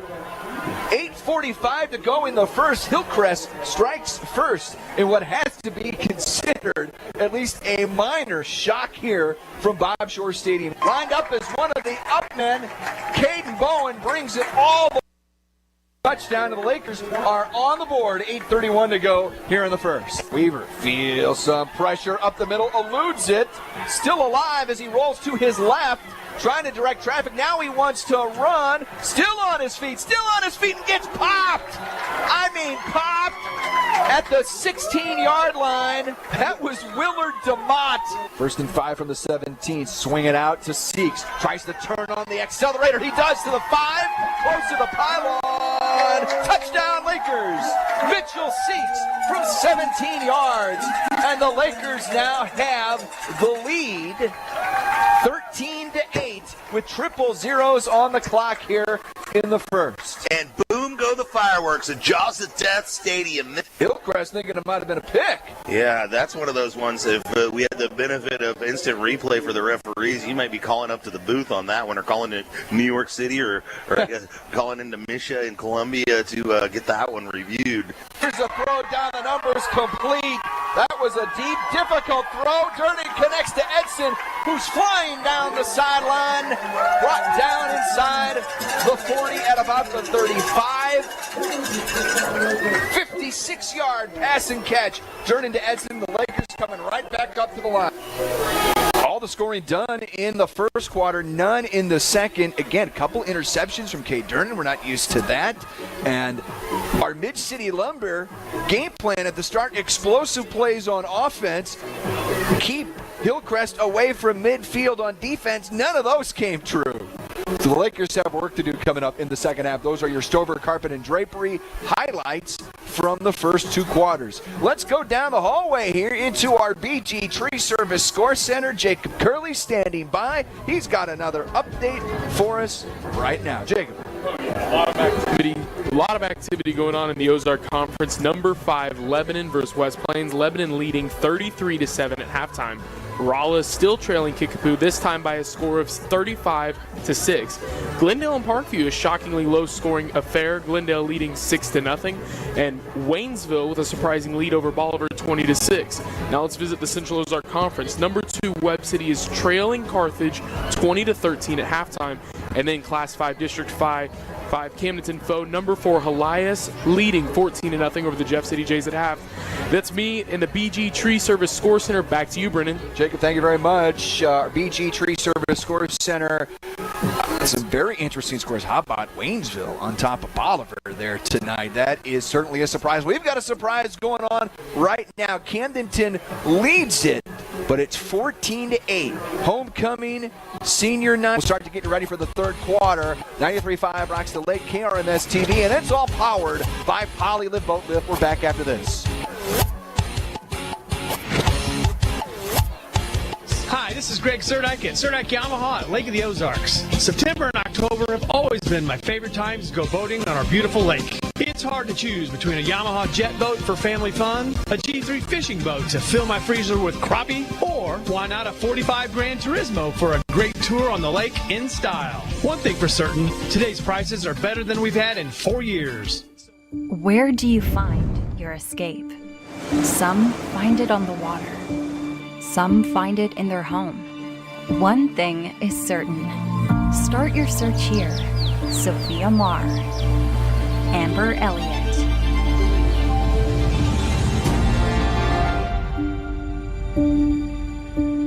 With Marr, Elliott, and Associate at Lake of the Ozarks. At Jennings Insurance Group, we specialize in retirement solutions and employee benefits. We use insurance as a tool to positively impact the lives of those we serve.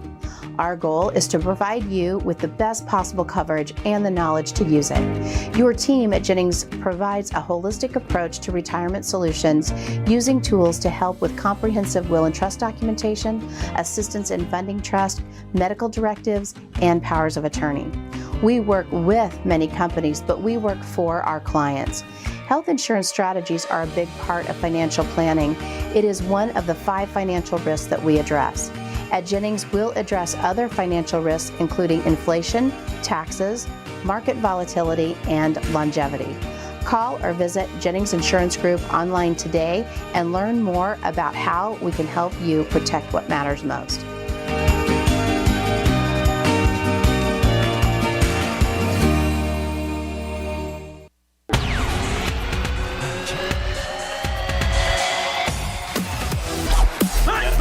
Yeah, Hillcrest ran the ball 23 times for 76 yards. Camdenton ran it 10 for 38. Through the air, Camdenton was able to pass for 121 yards, while Hillcrest passed for 62. Durnan ran the ball, looks like 10 times for 30 yards. That's going to be the other team. So Weaver ran the ball 10 times for 30 yards. Ford ran the ball 4 times for 9. Seeks ran it 4 times for 32. Durnan ran it twice for -3. And through the air, Borbay had a catch for -2 yards. Edson had 2 catches for 68 yards. Cade, 17-yard catch, that one 17-yard touchdown catch. Mellencamp had 1 for 12. Ford had 2 for 16. And Durnan was 8 for 13 for 121 yards and a touchdown, but it's those interceptions that were the story of the first half. They really were, I guess, a big surprise because we haven't seen that much from Cade Durnan. He has had a remarkable last 4 weeks or so, but his team has the lead, 14-8.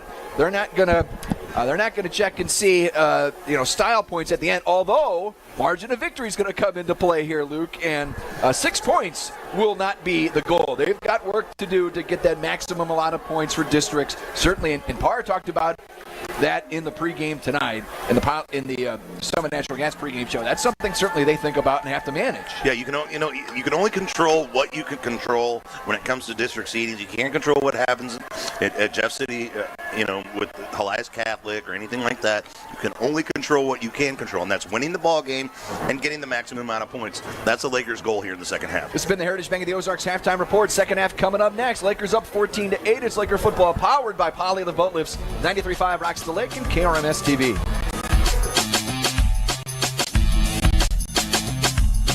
Hey, this is Chris, and here at the Butcher Shop, we like animals just as much as everyone else, but we like them best on the grill. We provide only the highest quality meats, including custom cuts of beef, pork, and chicken. Or try our gummy bear brats, redneck turtles, and armadillo eggs, which, by the way, are hatched daily. Give us a call at 573-346-6665. We are located just cattywampus from Signal Gas Station in Camdenton, or online at butchershopatthelake.com. At Summit Natural Gas, we believe enjoying the comforts and convenience of natural gas throughout your home should be easy. There are countless ways you can use natural gas, from cooking to heating, all with the benefit of knowing there's no need to worry about the hassles of outages or scheduling deliveries. Call us today at 1-800-927-0787 or visit summitnaturalgas.com to learn more. That's 1-800-927-0787 or visit us at summitnaturalgas.com to learn more.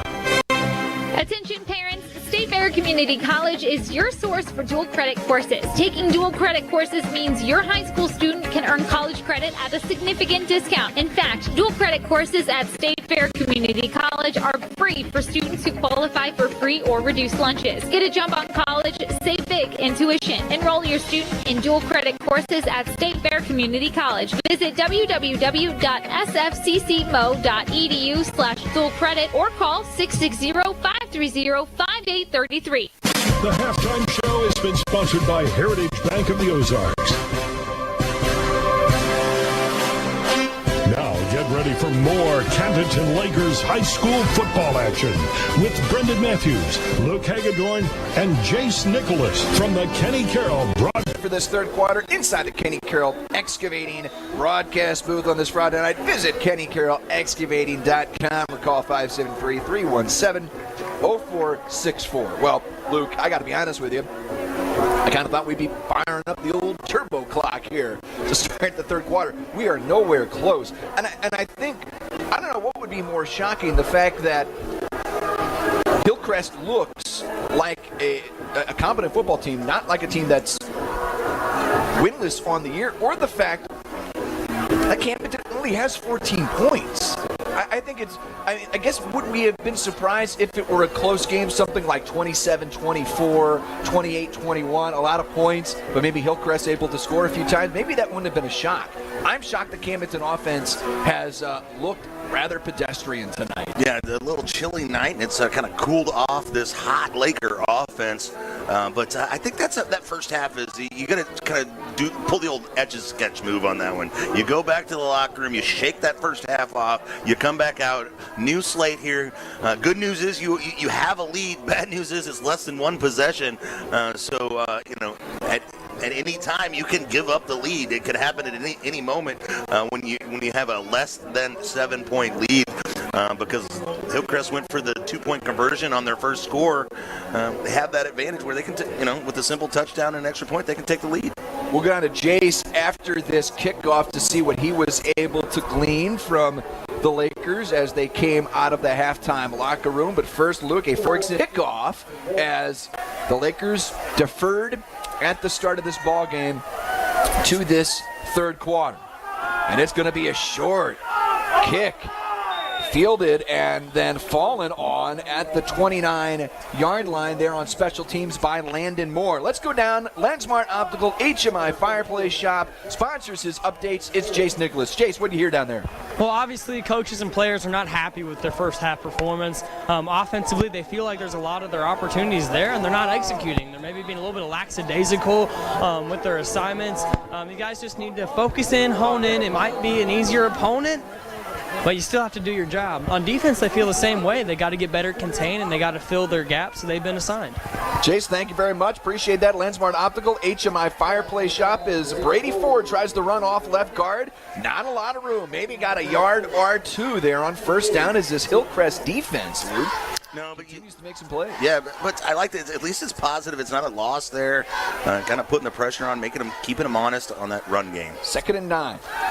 Hillcrest rushing 3. Dernan rolling to his right and completes out across the 40-yard line. There's Spencer Mellencamp again. He's had a couple of first down catches tonight, Luke. That's a Butcher Shop first down. Gets a little shove in the face for his efforts after the play there. But, Hillcrest wasn't completely on the same page. They were still shifting their defensive backfield when the Lakers snapped that ball.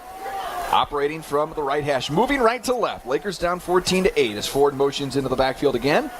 He's going to get the football.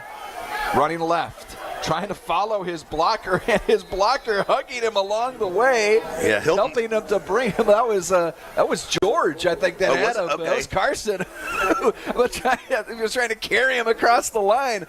But he gets 3 yards out of it. Carson George, our Poly-Lift Players Spotlight to start the game tonight. It was such a pleasure to talk to that young man. 2nd and 7 here for the Laker offense from the 45. Durning with time. There's all the time in the world. Look at that hog. Look at those hoggies. As Durning wants to tuck it and run, angles the far sideline close to the sticks. Yeah, had all kinds of time, but the Hillcrest defensive backfield draping the Laker receivers. Durning nowhere to go with the football, but man, what a job by the boys up front. Just protected number 7, giving him all that time to survey the field. Didn't quite pick up that first down. Was heading towards there. He must have got out of bounds just a step early. High Brothers Lumber and Millwork. Hoggies down there. Yeah, they mark him a bad spot, I think. 2 yards shy for the Lakers. 3rd and 2. Durnan immediately swings it in the flat. Ford does a spin as he makes the catch. Tried to cut it back right. Trying to move forward for that line to gain. He is going to be short. They're going to mark him just right on the line of scrimmage. Yeah, he kind of had to mishandled the ball on the catch. Didn't quite catch it cleanly. He did the right thing by securing the catch before moving upfield, but that allowed Hillcrest defense to swarm on him, as it were. The Hornets coming in on a swarm. That's what they do. So 4th down and 2. Lakers will line up to go for it from midfield. Stewart tries the motion into the backfield. I'm not sure if they tried to draw Hillcrest. Instead, they're going to get the procedural call. Top deck penalty flag, unfortunately, that goes against the Lakers. -5 there. It'll be 4th and 7 instead of 4th and 5. Now it makes it a little bit, yeah, so that Edson's going to go in the backfield there. Yeah, he's going to line up to punt the football away. And it's Tyndall back to receive it. High kick by Edson. Let's see if it's got a little touch to it. A little sand wedge. It does, but then comes back a little bit at the end, down at around the 20-yard line. A punt of only 35 yards. There's also a top deck penalty flag down here at the 48-yard line of the Lakers. All right, let's see what that could be. Because they're not moving the chains here. So go if they're discussing it. Do the Lakers get that penalty yardage back here? No, they're talking to the Hillcrest sideline. They're going to accept the penalty or not, or how they want to move forward here. But Durnan's coming back on the field. You're right. Face mask. Okay. Face mask on Hillcrest on the punt. That must have happened before. Well, hold on here. The Hillcrest offense is coming back out. For a second there, it looked like, some of the Lakers are down there befuddled, like Carson Durnan's asking, what's going on? I don't know if Jace is getting word on what is exactly happening down there, but it is a face mask that happened during the return, so the penalty backs Hillcrest up. They will have possession. It was after they kicked the ball. Right. So the punt is not negated. So 1st and 10, Hillcrest at their own 10-yard line. So I talked about Inside the Football Lab, brought to you by Lake Ozark Water and Sewer, about Newton's third law of motion, which is the law of conservation of momentum, which says that momentum lost by one object is gained by another. The momentum in this football game has gone back and forth. Early on, the Lakers had it with a great special teams play, then a great defensive effort followed by an offensive drive. All of a sudden, Hillcrest had it. But now the Lakers have Hillcrest backed up against their own end zone. If you can stuff them here or make some, a turnover in this part of the field, can really put the momentum in the Lakers' side. Tight end Myers motions to the left side, out of the pistol, H-back to the right. Give it to the tailback. And not a lot of room there for Tyndall. On the opposite side of that, Brendan, if they're able to get out of this hole and make something out of this drive, especially if they can go down and score on this drive and take a lead on the Lakers, Hillcrest is going to have all the momentum. No doubt about it. They get a little breathing room after that, what amounts to a 3-yard gain, ball at their own 13-yard line. Moving left to right across your radio dial and your television screen, wherever you be happen to watching or listening to us here tonight. As Weaver, QB draw up the middle, trying to follow his blockers and move that pile. He gets another 4, maybe 5 yards. Willard DeMott tried to finish that tackle. It's going to bring up 3rd down and 3 here for the Hornet offense.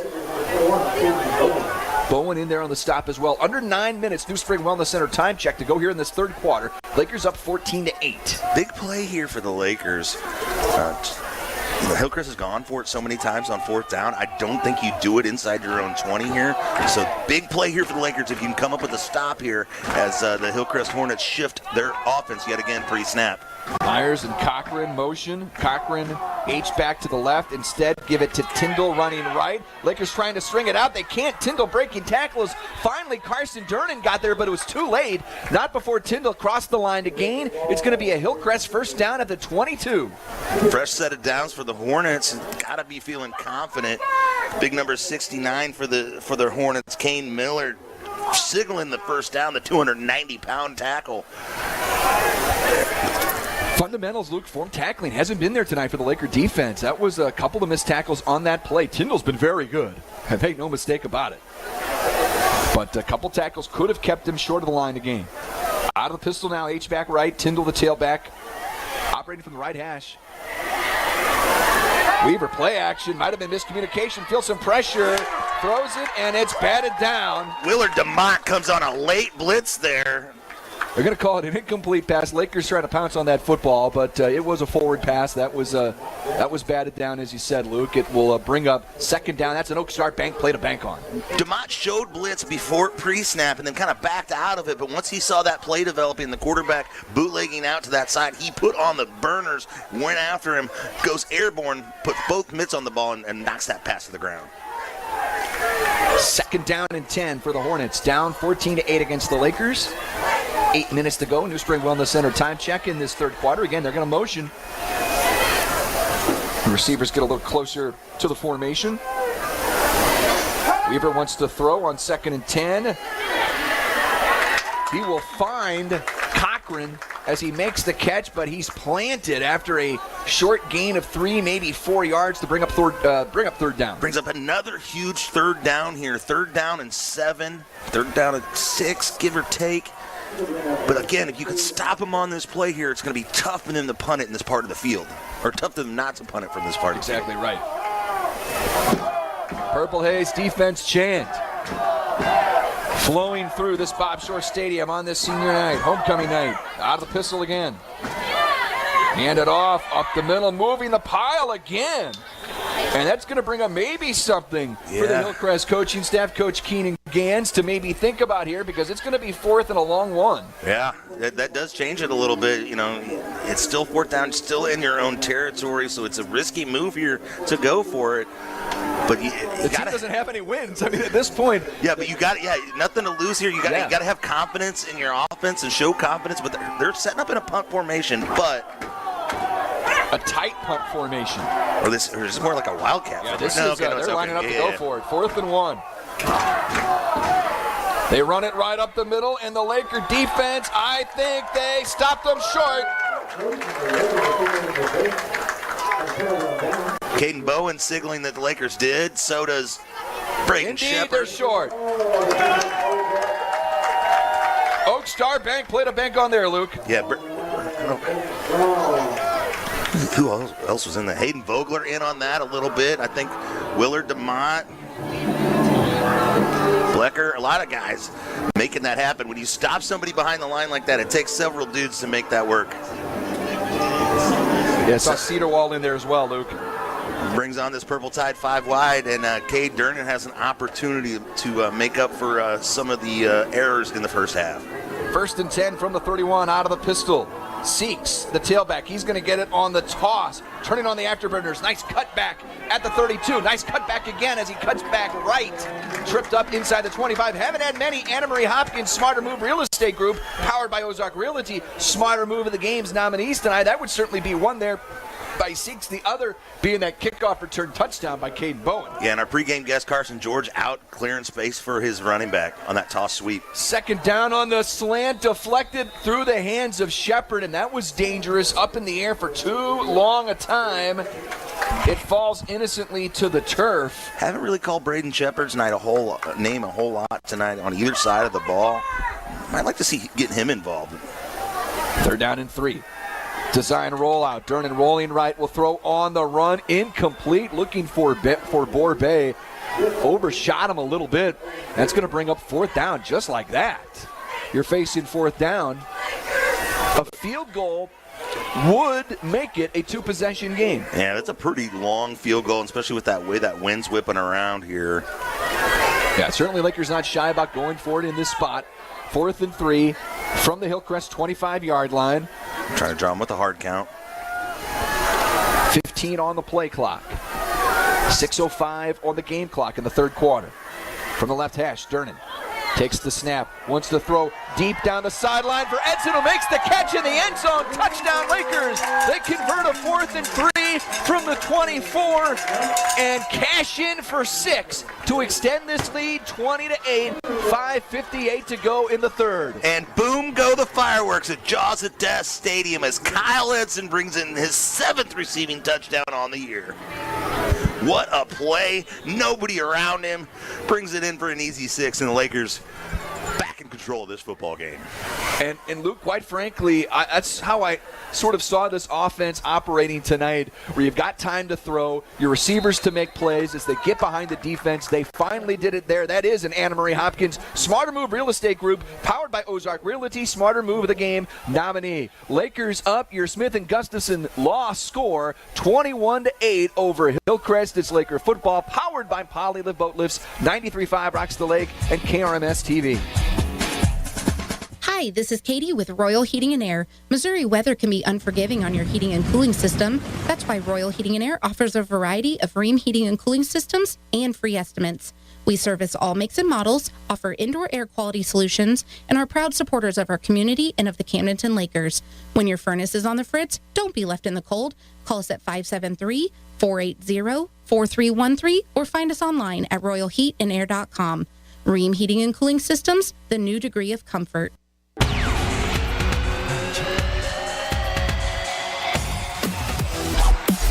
93.5 Rocks. Time for a First State Bank Mortgage Team Lassen kickoff. Lakers up 21-8 over the Hillcrest Hornets. Lakers convert 4th and 3 from the 24 and turn it into a touchdown pass. Short kick here by DeMott, fielded at the 24-yard line by the Hornets.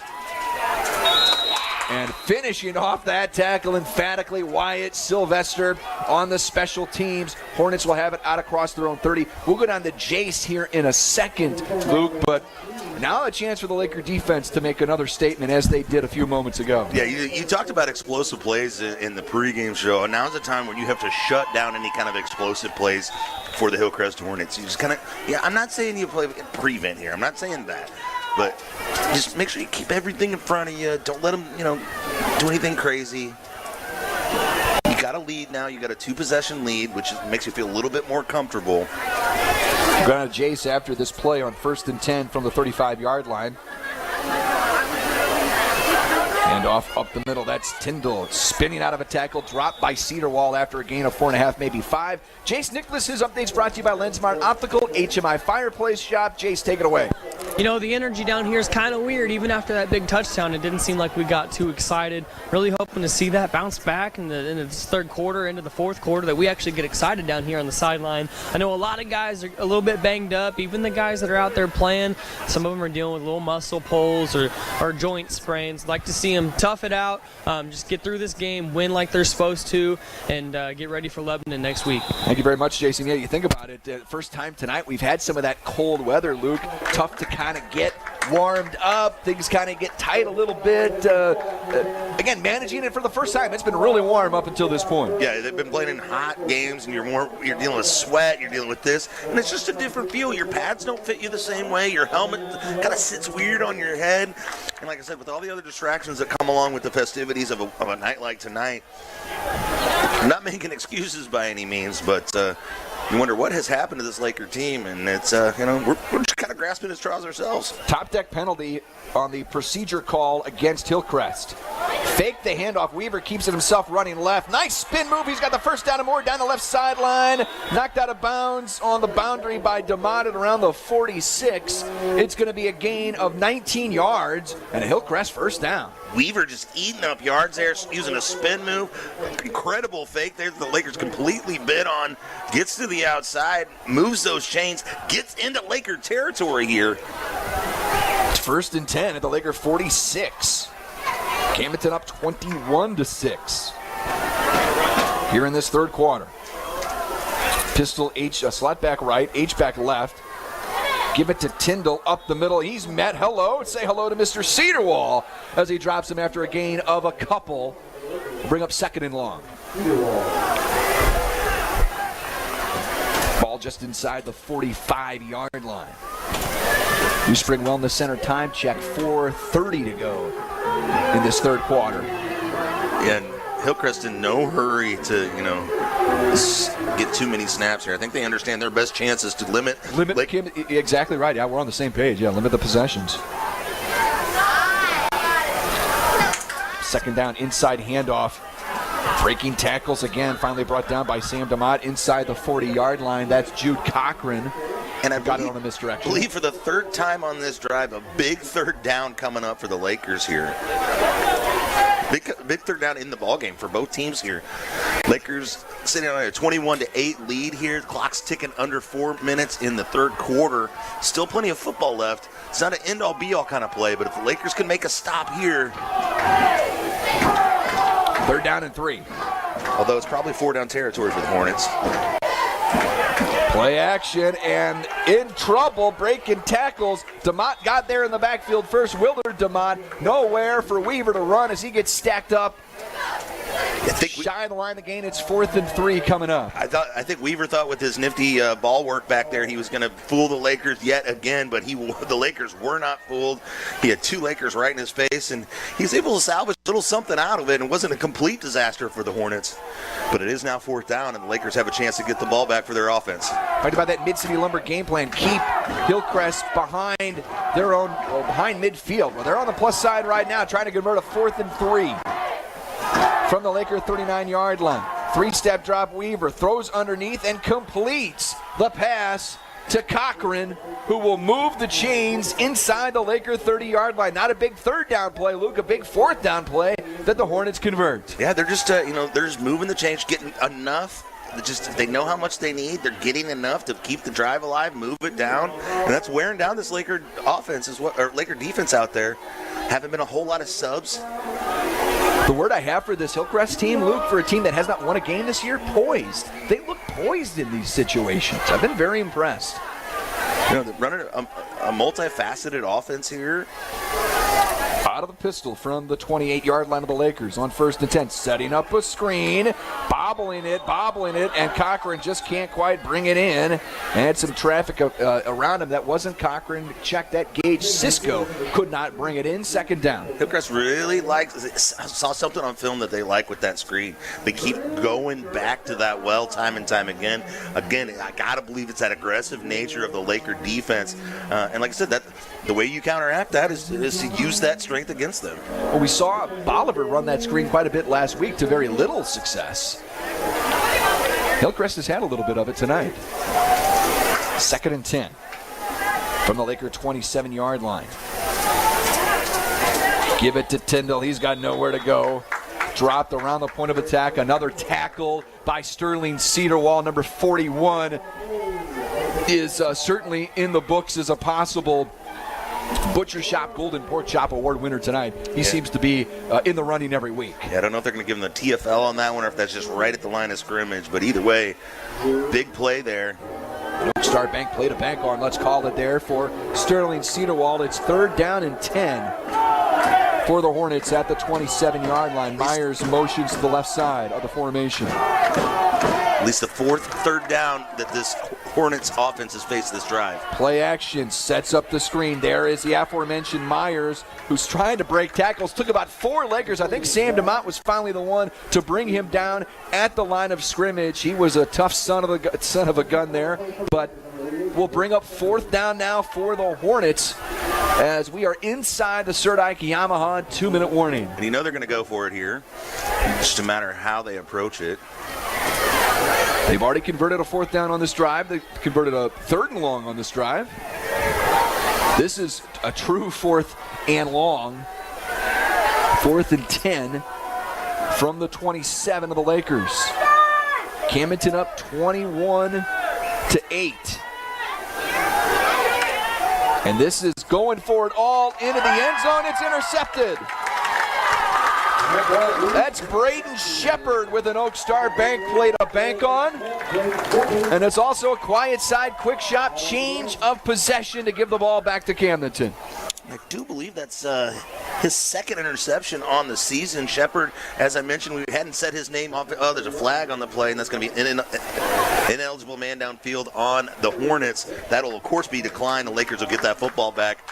And with the touchback, they'll take over 1st and 10 from the 20-yard line with 1 minute and 12 seconds left in the third quarter. The Lakers lead 21-8. You had an Econo lift boat lift stat there for Shepard, who maybe hasn't had his best night offensively tonight, but he makes a big play there defensively. Camdenton's got the ball back, as I mentioned, inside the Sir Ike Yamaha 2-minute warning. 1 minute 12 to go in the third, 21-8.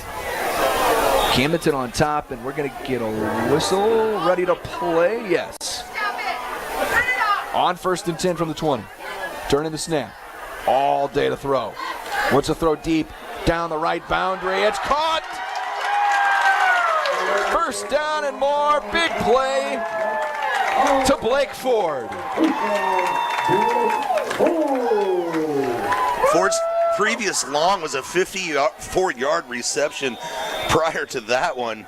And we got a Hornet down at the 40-yard line. He's holding us back. 47 yards on that pass and catch, Luke, and it's an Anna Marie Hopkins Smarter Move Real Estate Group, powered by Ozark Realty, Smarter Move of the Game nominee.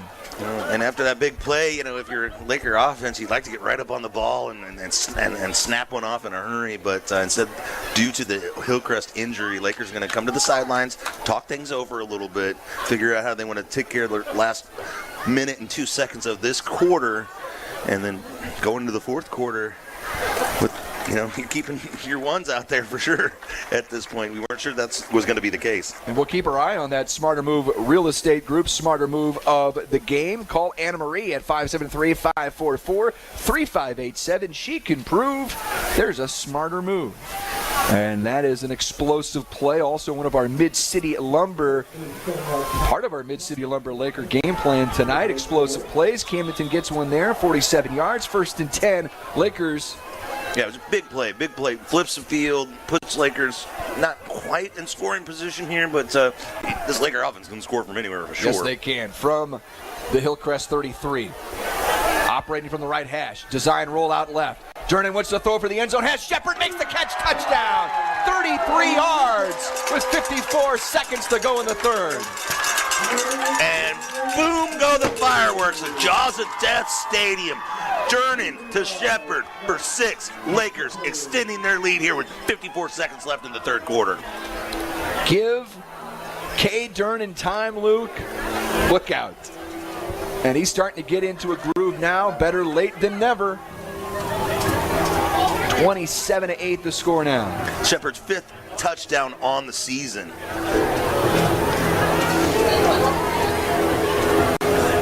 I'm not sure if we had a white hat coming over to talk to Parr for a moment. I said the Lakers weren't necessarily in scoring range, scoring position, and then luckily I saved myself. I said, well, they could score from anywhere. They certainly could score from right there, and that was just a bomb from 7 to 88. Like the Metallica in the stadium tonight. And not the blowout we expected early, but Camdenton starting to pull away now on a night where they have not had their best stuff. We know guys have been under the weather. Jay's talked about some guys being banged up. Maybe this one did get sent back to New York for a review. Luke, I'm not sure what our officials are doing at the moment. There was a penalty, sportsmanlike on the Lakers, will be tacked on. It's going to be tacked on here. Will be tacked on the PAT. So what that can do, if Camdenton can't convert this point after touchdown, Luke, it's going to keep it a 19-point game. Hillcrest is not out of this yet. What they've done. DeMont's got the leg for this, but it does add a little bit of more challenge. But okay, now they're going back, and they decide they're going to assess it on the kickoff. Yeah, that's what our official just noted. We'll try PAT here. I don't, you don't want the penalty by any means, but I wasn't going to be too sad about DeMont having to kick a little bit longer extra point just to kind of stretch his leg out a little bit and give him that opportunity. Good snap, good hold. Kick is away, and the kick is good. Your Smith and Gustafson score. Camdenton 28, Hillcrest 8. It's Laker football powered by Polly the Boat Lifts, 93.5 Rocks the Lake, and KRMS TV. Drift away with the Driftwood Spa and Salon at Margaritaville. Start with some basic facial skin treatments to a variety of body massage treatments, or choose from 8 different spa packages to discover the perfect combination of services to relax, rejuvenate, and refresh your mind, body, and spirit. Call for an appointment, 573-348-3535. Hi, this is Shelley from the Driftwood Spa and Salon at Margaritaville. We are located in the Driftwood building next to the indoor pool, and our new salon is directly across the street. Come drift away with us.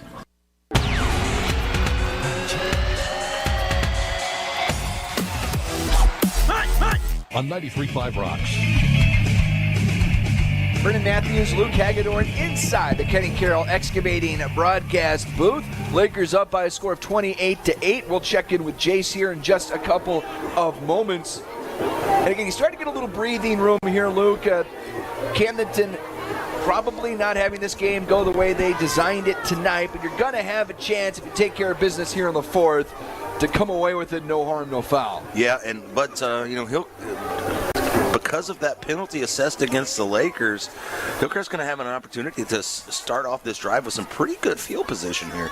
And man, the wind has picked up here. If you take a look at the American flag, it's basically straight. First State Bank Mortgage Team Lassen kickoff bobbled and fallen upon by Jamarian Rowell. Not exactly how he drew that play up, but as you mentioned, Hillcrest will start with good field position at their own 37-yard line. Down to the sideline, his updates brought to you by Lensmart Optical, HMI Fireplace Shop. Hi and hello to Jace. A weird little penalty, had a lot of the players and the coaches scratching their head there. They called it excessive celebration, actually, because they did the old pick the player up after he scored by the chest plate. I've never, ever seen that called as excessive celebration, but they threw it tonight. Looks like the offense is kind of starting to get back in stride, taking some shots down the field. See if our defense can match that energy. Thank you, Jace. Lensmart Optical, HMI Fireplace Shop with his updates here tonight, as always, on first down. They try to hand it off, and the Lakers stack up. Tyndall nowhere to run. Might have lost half a yard. We'll bring up second down as we start to count down the final few seconds of this third quarter. Hayden Vogler getting in on that stop. I'm going to get him right at the line of scrimmage. Maybe you don't pick up that TFL that are so coveted by defensive players. KRMS Osage Beach, powered by the Motor Hut. Putt on down to the Motor Hut. Second down and 10. 10.5 maybe for the Hornets. They're going to spread it out now. Motion out of the pistol. Weaver the snap. Fakes it. Sets up a screen to the left. Breaks a tackle from Carson Durnan, but Sam DeMott there to trip him up. Short gain on the pass and catch to Logan Hansen, his first grab of the night. Man, he didn't make the tackle there, but what a read and reaction by number 11, Carson Durnan, the junior free safety getting in there. That brings us to the end of the third quarter. Your Smith and Gustafson score. Camdenton 28, Hillcrest 8. It's Laker football powered by Poly the Boat Lifts. 93.5 Rocks the Lake and KRMS TV. Shh, I'm hiding. Where? At Dave's Hideaway. Why? Well, there's no smoking, no pets. They have Wi-Fi, great barbecue pits, microwaves, refrigerators, best shower pressure at the lake, and the cleanest rooms. Coffee anytime, too. And they have great weekly rates. Bob, where are you? Oh, don't tell anyone, but I'm hiding at Dave's Hideaway, just west of the Camdenton Square on 54. Come join me at Dave's Hideaway, 873-7111. Bob!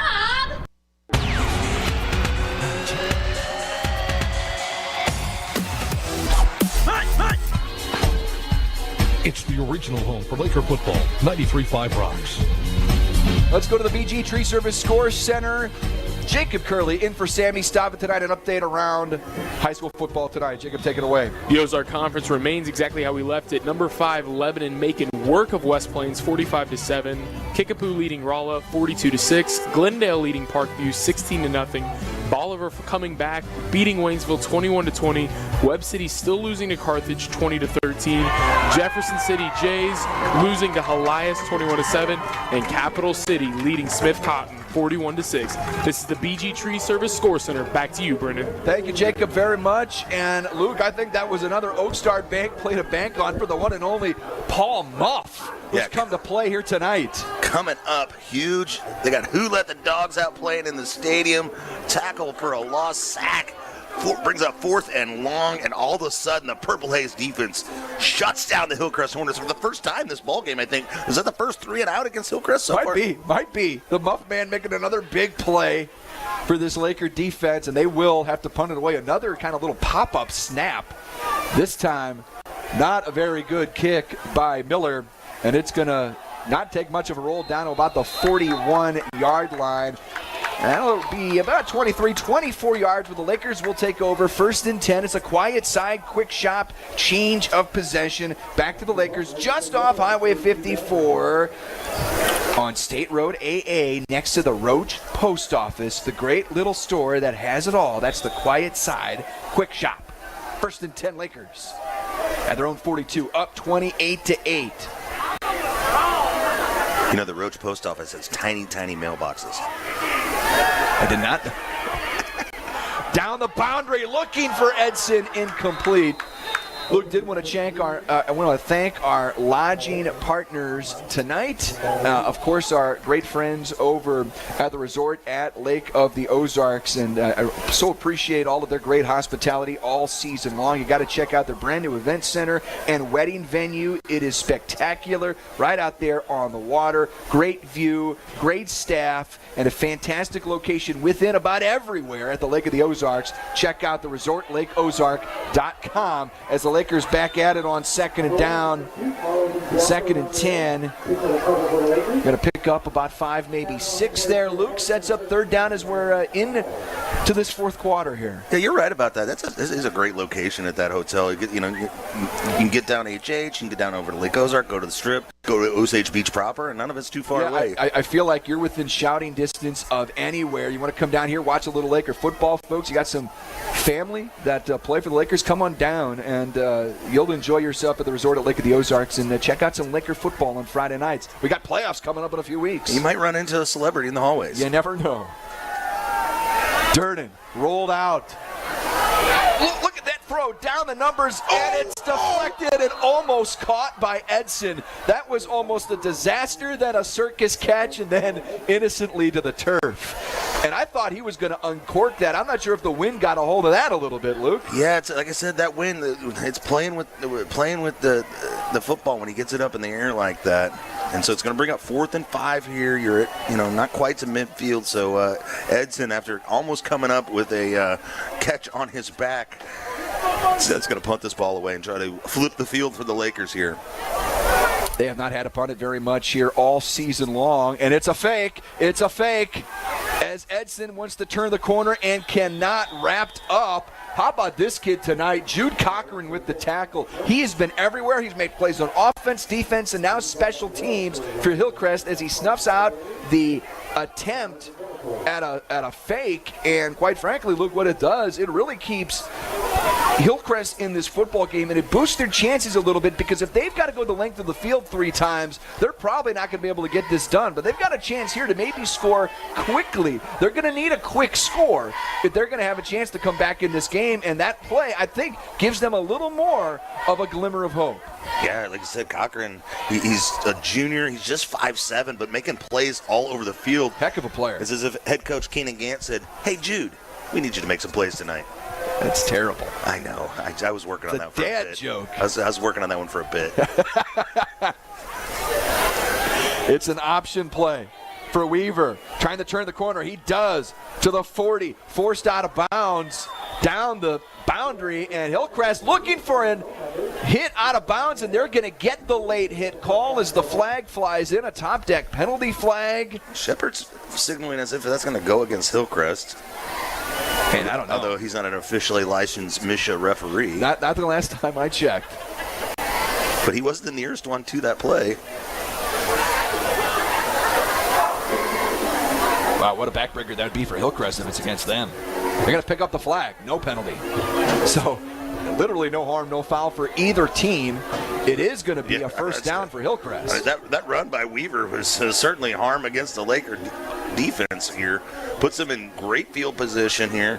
9 minutes, 53 seconds left in the ball game. Lakers holding on to a 28-8 lead. We talked about Hillcrest needing a quick strike. Cisco's lined up wide here to the left of the formation. Tailback right now is Braxton Tyndall, giving Jordan a breather. Cochran. Late movement in Laker defensive backfields. Spencer Back to the left. They will hand it off to Braxton. Trying to break a tackle and cannot. Brought down. I think that's Shepard that got to him first. Dropped the ball carrier after a short gain.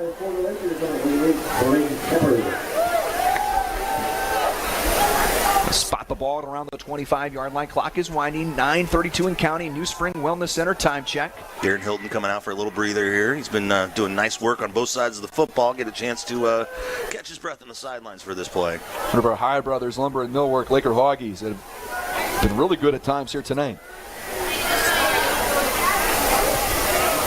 QB option. Running right. Weaver pushed out of bounds by Caden Bowen, who's got the kick return touchdown tonight, makes a play there on defense. Bowen's having himself a game this evening.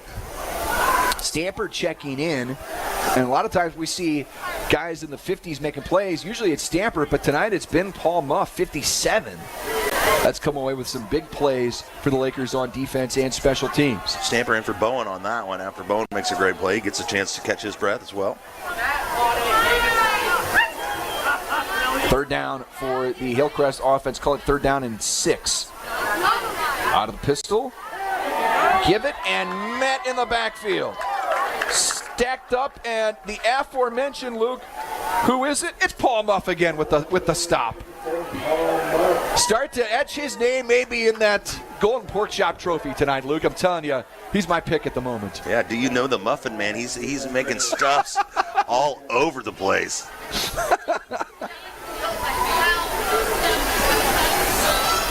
Brings up 4th down. That was an Oakstar Bank play to bank on. Out of the pistol right. Hash moving right to left. Weaver letting that play clock. Yeah, dribble down. Feels some pressure. Throws over the middle. Caught. And right at the sticks. Let's see. And right at the line to gain. Couldn't be any closer without it being definitive.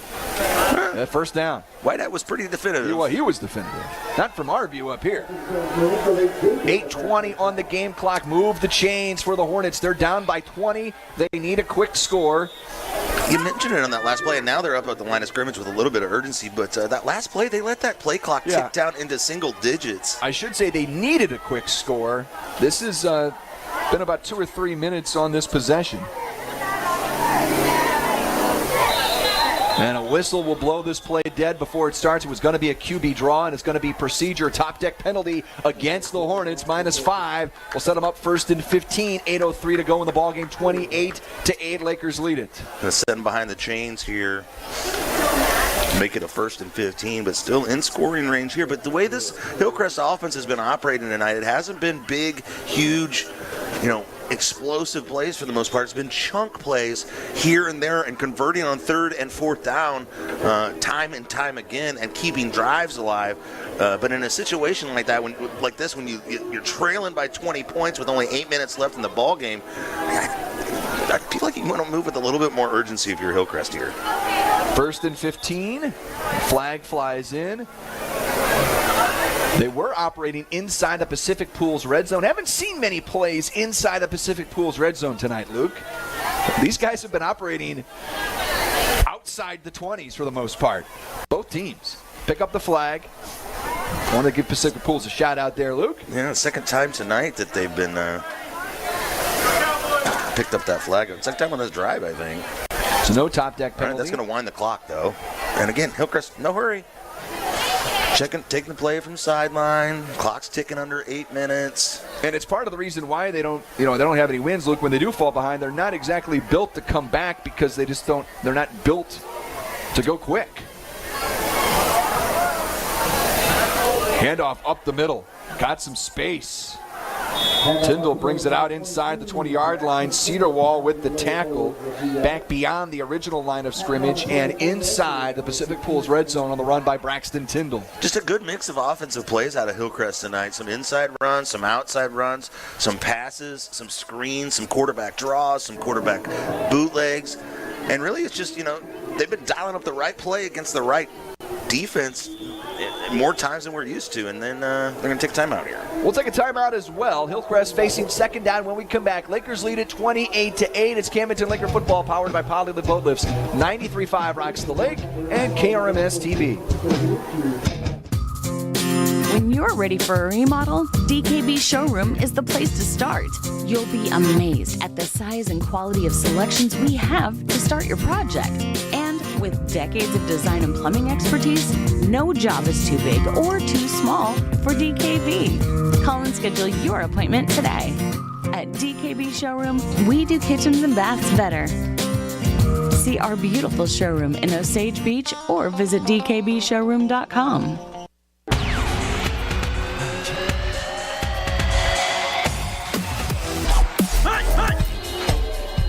It's the original home for Laker football, 93.5 Rocks. Brennan Matthews, Luke Hagedorn with you inside the Kenny Carroll Excavating broadcast booth on this Friday night, week 7 of the high school football season. Camdenton up 28-8. Hillcrest facing a second down and long coming up here, Luke, as this Laker defense, maybe one more stand can kind of wrap this thing up. Yeah, I mean, you still feel pretty good about this right now if you're Lakers, as far as securing the win and securing the point differential you want. But, man, really like to close out this game with some good momentum going into next week. Weaver will throw over the middle for the end zone. Incomplete. He threw that into traffic. Dangerous throw. Shepard gets a late hand in on that one and knocks that one free, and it falls safely to the ground there. But the Hillcrest had something cooking. They had something drawn out pretty good. It just kind of a bang-bang play there, and I think Shepard had a not a game-saving, but a touchdown-saving play. Weaver's really a fascinating prospect for me, Luke, back there at quarterback. He stands back there in the pocket with confidence. Now, I'm not sure if that was the best throw to make in that spot, but, man, he stands back there, and even with pressure coming in his face, he steps in and takes it. Well, and, he's bigger than most of the Laker defenders other than the down linemen. Sets up a screen this time, and there's nowhere to go. Look at that swarm. The Hornets can swarm, but so can the Lakers as they bring down Jude Cochran without much of an issue to set up fourth down now for the Hillcrest offense. Time it is a running inside 7 minutes to go in this fourth quarter. Bowen was trying to come out of the ballgame. He's got a little hitch in his giddy-up. Yep, he does. He will come out, Stamper back in. Vogler looking to the sideline trying to get a defensive call. A little bit of confusion on the Lakers here on fourth down. But Hillcrest, as per usual, giving Lakers plenty of time to get communication figured out here. On fourth down. Feeling pressure. Vogler's can't bring him down. And look at Weaver eluding tacklers, throwing down the boundary. Complete. Unbelievable. After all that, taking shots, spinning around, finding his receiver in the end zone, and the Laker defense is shocked. I can't believe what I just saw. I don't think anybody can. What a play there by Weaver. He eluded two surefire tacklers. The tight end, this kid, man, that's Aiden Myers with the touchdown. And this kid is something else as well.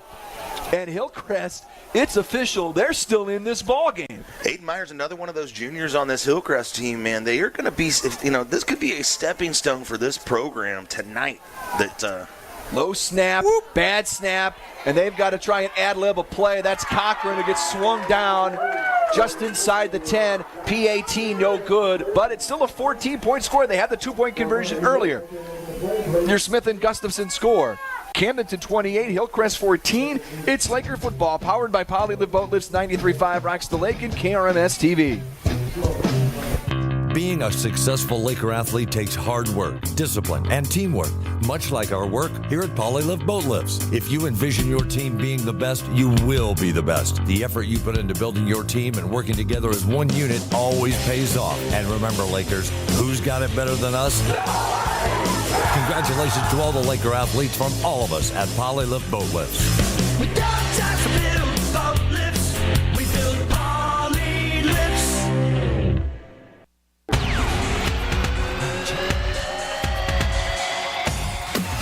You're listening to the Lakers on 93.5 Rock.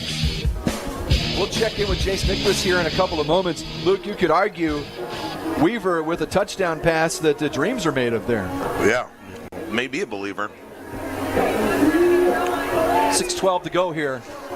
But again, he's another member. This is a solid junior class for this Hillcrest team. Not a ton of senior leadership. Maybe that's why they had some struggles early in the season.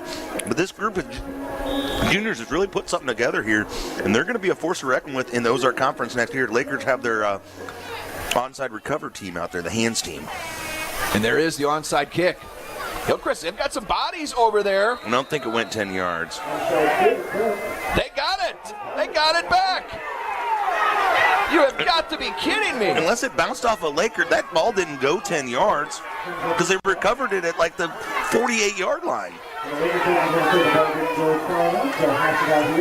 But I guess if a Laker touched it, and that's what they're going to say, maybe Jace had a view on that, or nope. Yeah, it looks like Jace is ready if we want to go live to him. We're down to Jace. Watching the replay up here. Yeah, it looks like they determined that Camdenton Laker did touch the ball there before Hillcrest recovered. I'm not sure if it wasn't the kicker that recovered that, Luke. I think they signaled Laker ball here.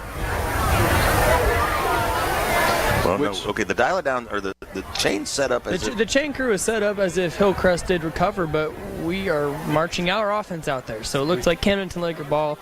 Yeah, okay, it didn't go 10 yards. Okay. It's like your call was correct. Good eye there, Luke. Yeah. I was gonna congratulate Weaver there, their quarterback. That was an incredible play. Stud, wow, what a ball. Great catch by 40 there. He's having himself a night. But at the same time, we have to make those tackles in the backfield. That's kind of indicative of the type of tackling discipline that we've had all night, trying to make arm tackles instead of wrapping up and driving through. So I can imagine that's going to be something we really work on this week when we're going to be playing a very run-heavy, hard-hitting, hard to bring down Lebanon offense next week. Blake Ford, speaking of hard running, Blake Ford with a hard 7 or 8 yard run right there. It looked like he was going to be stopped at the point of attack, Luke, and kept those legs churning. Yeah, that was on a flu game night. That was a heck of a play by number 29. To go right back to him. Blake gets it again, bounces off one of his blockers, keeps the legs churning, brought down by Miles Atterbury, but not before he picks another butcher shop first down for the Lakers. 5.5 to go here in this ball game. Lakers up 28-14. They'll run the clock here, so Lakers, no hurry here. You'd like to finish off this game with another tutty, but basically you're just trying to kill the clock at this point. 1st and 10 from the Hillcrest 35. Swing it in the flat for Carson Durden. Makes the catch, almost sidestepped the tackler, but got brought down in space by Logan Hansen. Nice form tackle there by the Hillcrest Hornet. A little different look there. Have we seen Durden in motion in the backfield and catch a pass like that before? That was just a new little wrinkle that we haven't not like seen. that, and that was a backwards pass, I believe. 2nd down as Ford motions into the backfield. Fake it to Blake. Cade. Motors right. Cut back. Fake the defender out of his shoes. Let's hope Cade is okay. Didn't get caught in the turf. He did not. Comes up no worse for the wear. Yeah, he fooled number 3 Miles Atterbury, the sophomore, 216-pound defensive lineman, but didn't get to capitalize on it too much there.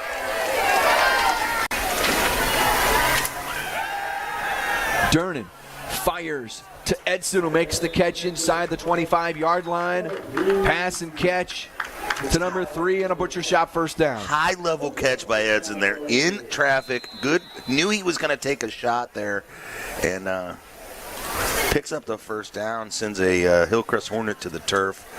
We're going to have to take a look at him. 4:21 to go in the ball game. Camdenton up 28-14. Your Smith and Gustafson score. We'll step aside. 4th quarter continues. First down Lakers. When we come back, Laker football powered by Poly the Boat Lifts. 93.5 Rocks the Lake and KRMS TV.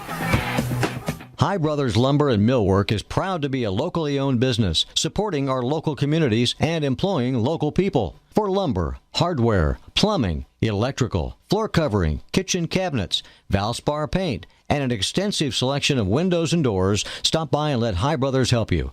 Meet the professional team at High Brothers Lumber and Millwork, South Highway 5, Camdenton, highbrotherslumber.com. High Brothers Lumber and Millwork, proud to support high school athletics and broadcasts. Go Lakers!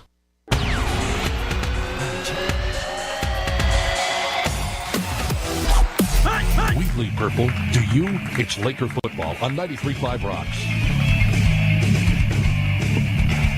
First and 10, Lakers here with 4:21 to go in the ball game. Camdenton up 28-14.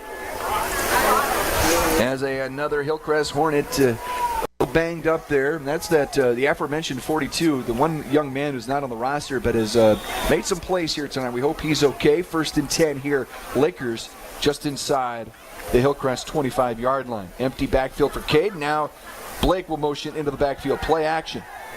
Cade will throw. Right corner of the end zone. Edson tried to go up, and man coverage couldn't bring it in. A little too tall on that pass for Cade. Second down. Yeah, on that rejoin, it mentions, we bleed purple, do you? And I know that's a common term in Laker land. You talk about bleeding purple. But if you really think about it and you actually look down and you cut yourself and you're bleeding purple, wouldn't you freak out a little bit? We'd have a problem. We would have a big problem. I didn't give much thought of that, but yes. That would be a nightmare scenario. Second down. I don't even know who you call in that scenario. Fake the jet sweep to Mellencamp. It's an option right for Cade Durnan. Gets dragged down at around the 22-yard line. Kind of grabbed him by the arm and kind of just drug him down by one arm. 3:50 to go here in the ballgame. And Cade comes to the sideline to get the play call here, but I think it's more just to kind of catch a breather and catch his breath after he just kind of fell awkwardly on that play. But he hustles out to the huddle, no big deal. Again, got 20 seconds left here on the play clock. 3 minutes, 35 seconds left in the ball game. So basically, if you pick up a first down here, it's ball game. That's a New Spring Wellness Center time check on 3rd and 7. Cade the snap. Here comes some pressure. He eludes it, reverses his field, throws down the right boundary, trying to leap for it was Mellencamp. Couldn't quite bring it in. Spencer's got a couple of first down catches tonight. Couldn't quite bring in a third. It's 4th down. I like that Cade has confidence in number 6, Mellencamp out there. After Mellencamp spent most of the season on the sidelines during offensive plays, to know that he has confidence in his receiver and wants to go to him, even though he hasn't had a ton of reps on the offensive side of the football in this season. 4th down and 7. Lakers will go for it. Bad snap. Cade lobs one down the sideline. Incomplete, weird play. And it's a turnover on downs back. Cade asking for a call on that Cade's one. looking for something. It's going to go back to the Hornets. So Hillcrest still not quite out of this yet with 3:05 left to go in the 4th quarter. If you would have told me 4th quarter, 3 minutes to go, Hillcrest is still within 2 possessions. Luke, we would have said crazy at the start of this game. Well, and like I said, now Lakers are trying to defend that 13-point they are indeed, differential, especially because Jeff City lost to Helias Catholic tonight 24-6. So Helias Catholic getting their full complement of points. And we talked about Lakers, it's a small outside chance that they have any chance of picking up that number 1 seed. But you want to control what you can control. And the one thing Lakers can control is protecting this 14-point lead here. Yeah, if you're not getting your max points on a night like tonight, that would be a problem. Weaver, feeling pressure, rolls out to his right. Throws on the run, it's intercepted. Intercepted by Shepard. Braden Shepard brings it down inside the Pacific Pools red zone, and that will be our Anna Marie Hopkins Smarter Move Real Estate Group, powered by Ozark Realty. Smarter move of the game. Call Anna Marie at 573-544-3587. She could prove there's a smarter move. It's a 2nd interception on the night, 3rd on the year, and that one essentially seals this ball game for the Lakers, barring any kind of catastrophe here.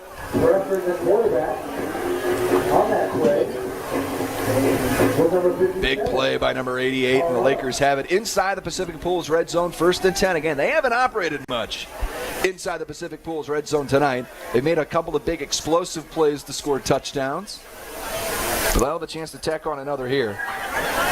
Handoff right up the middle, weaving his way through traffic, still trying to fight his way for the goal line. Touchdown, Lakers!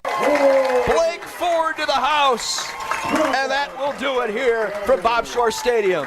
And boom go the fireworks at Jaws of Death Stadium. Blake Ford with his 4th touchdown on the ground in the 2023 season's. Lakers have a 34-14 lead. 2 minutes, 44 seconds left in the 4th quarter. Blake didn't see much action in the first half. A little under the weather this week. Luke's calling it the flu game. And he essentially puts the cherry on top of this very hard-earned win by the Lakers tonight against Hillcrest on homecoming. And as the crowd kind of dwindles out here, shout out to the folks who brought their blankets and are toughing it out. Smart folks. PAT is good by Willard DeMott, your Smith & Gustafson Law Firm score. Camdenton 35, Hillcrest 14. It's Laker football powered by Polly the Boat Lifts, 93.5 Rocks the Lake, and KRMS TV.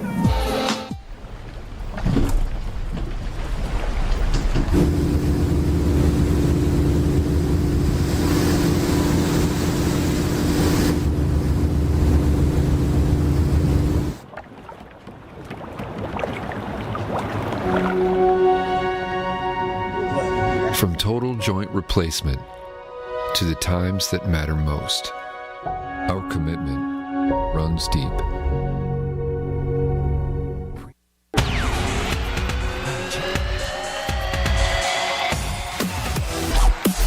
Laker football, 93.5 Rocks.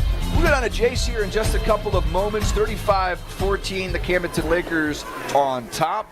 We're going to get a First State Bank Mortgage Team last in kickoff as well. We've seen some turnovers tonight, some interceptions on both sides, but that interception by Braden Shepard gave the Lakers the great field position. They cap it off with the Blake Ford run. Here's a short kick by Willard DeMott, fielded out across the 35-yard line, dropped at the 30, and that's the second special teams tackle tonight by Levi Lehman. Yeah, Lehman did a great job to beat his blocker, make a short tackle, wrap up that Hillcrest return man, put him on the turf. Let's throw it down to the sideline as updates brought to you by Lensmart Optical, HMI Fireplace Shop. Jace Nicholas standing by. Jace. Crowd's kind of emptying out. Student section's going home. It's getting a little bit chillier. I think that same kind of effect has happened to the Hillcrest Hornets now. Just outmatched them. Didn't play with all that much energy, it seemed like, tonight, but I think our higher pedigree finally wore them down. Great run there by Ford. Incredible interception there by Shepard. He read that all the way. Made a great play. I thought he might house it, but I think someone barely brought him down there. Thank you, Jace. His updates brought to you by Lensmart Optical, HMI Fireplace Shop. He alluded to it there, Luke.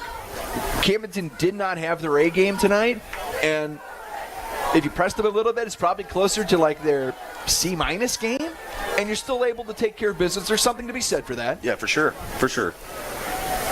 And again, some guys probably under the weather, guys a little banged up. But I think, when the coaches go look at this film and talk to the guys about it, the guys will be listening because I don't think they're going to be completely happy with their performance tonight. No, I certainly don't think they will. And there's a run going nowhere. Cedarwall still in there helping to make that. And, of course, the Muff Man doing his thing. Paul Muff with another tackle. Yeah. Clock ticks for 2 minutes here. Here's our Surdike Yamaha 2-minute warning. And Jace mentioned the student section kind of clearing out there. It's been filled in by some younger folks, the future Party Cove of America down there.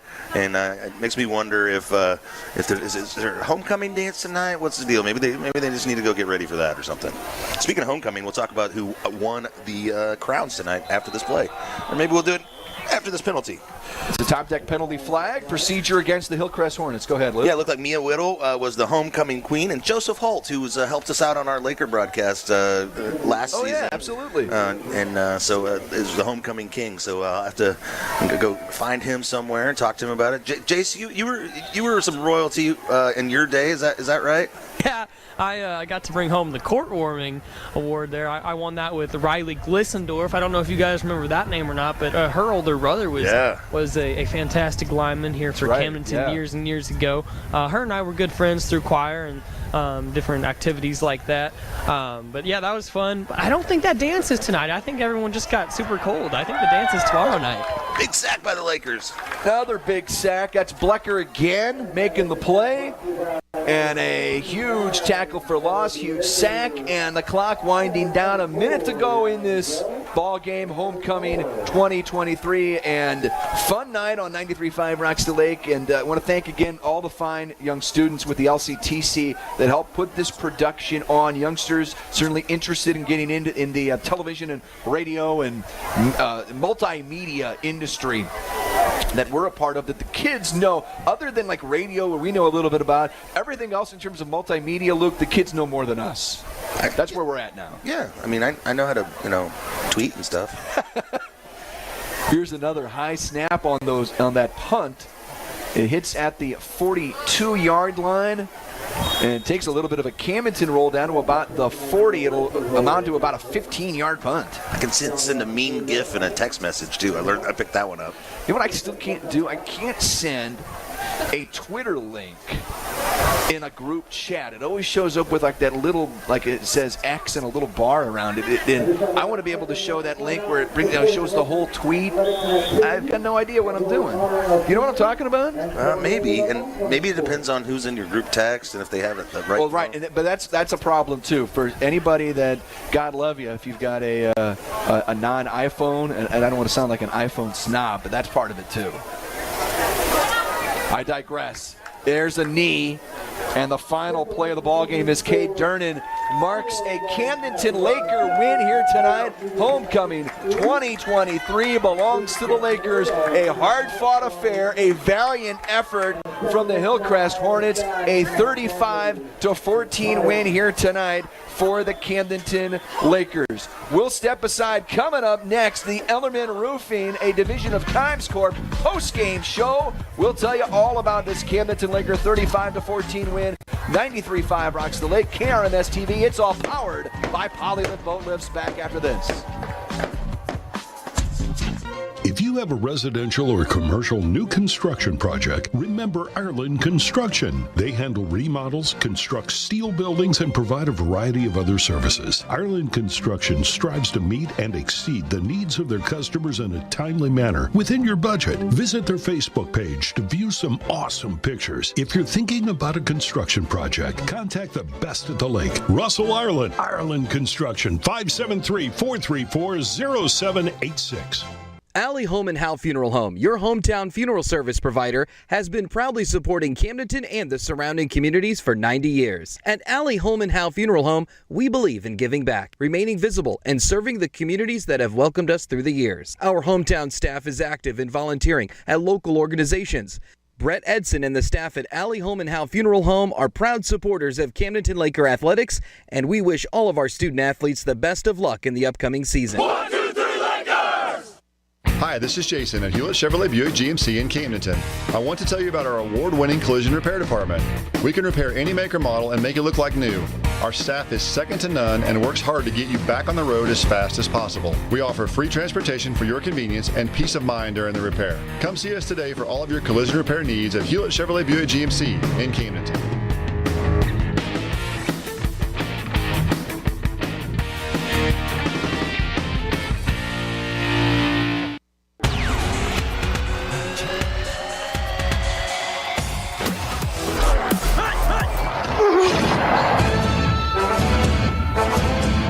Let's review tonight's action. The postgame is sponsored by Ellerman Roofing, a division of Times Corp. Now back to the field with Brendan, Luke, and Chase. 35-14, Lakers win here. It's the Ellerman Roofing postgame show. Ellerman Roofing, a division of Kimes Corp. You deal with the owner personally as he oversees your commercial or residential project. Call 573-348-3553. Brendan Matthews, Luke Hagedorn with you in the Kenny Carroll Excavating broadcast booth. 21-point Laker win here tonight, Luke, but it was nothing Nothing came easy to the Lakers in this one, in a game where I will reiterate, it's human nature. You're looking ahead. Your arch rival who's undefeated awaits next week on the road. It would only make sense for a lot of these kids to have their eyeballs on what's coming up next week. Yeah, and first cold night, a lot of things kind of put into a performance like this tonight. But, it shows you how lucky we are to live in Lakerland. We're coming out of a 35-14 win for the Lakers on homecoming, on senior night. And here we are scratching our heads a little bit saying, man, what happened to these guys, right? That just goes to show how high our expectations are. But I think this may be good for the Lakers because maybe you come into this game and you absolutely, you blow them out. The starters are out by the third quarter. You don't really get as much out of a game like that. But a game like this, that the Lakers had to claw and fight all the way in through the fourth quarter, I think it gives you a little bit more to talk about when you go to the film session. We noticed this meeting with the team down here at the end zone that sometimes, kind of wraps up pretty quick. It's taken a little bit longer than it sometimes does. Maybe Coach Parpitz has some words for the guys here. I'd be interested to see what he says to Jace in his post-game interview and, what he has to talk about. But they're going to break that up here, and we'll see if we can get to Coach Parpitz and Jace here pretty quickly. What I like about a night like tonight is that unheralded guys like Caden Bowen, like Mitchell Seeks, like Paul Muff are some of the stars of this ball game. These guys, some of them underclassmen, you're going to want to be able to come through later on in the season, and they started to lay that groundwork tonight, Luke. Yeah, and those are the type of guys that when you get into postseason play, you're gonna rely on. You're gonna need those guys to make plays for you, and maybe the confidence you gain by having a good performance tonight in front of a big crowd that was here for homecoming gives you that little boost you need when it comes to the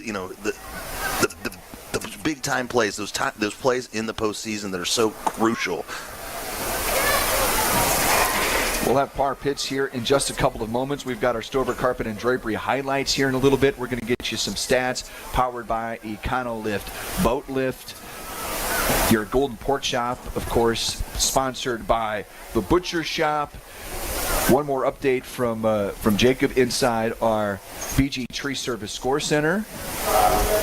I got you got some stats, all right? I got stats if you want them. Let's go. Yeah, on the ground, the Lakers. Mitchell Seeks ran the ball 6 times for 45 yards, a long of 21. Blake Ford had 9 carries for 42 yards. He had the touchdown, a long of 11. Cade Durnan ran the ball 5 times for 6 yards, a long of 5. Through the air, Cade Durnan completed 15 passes on 27 attempts. He had those 2 interceptions, but still able to rack up 247 yards, 3 touchdowns.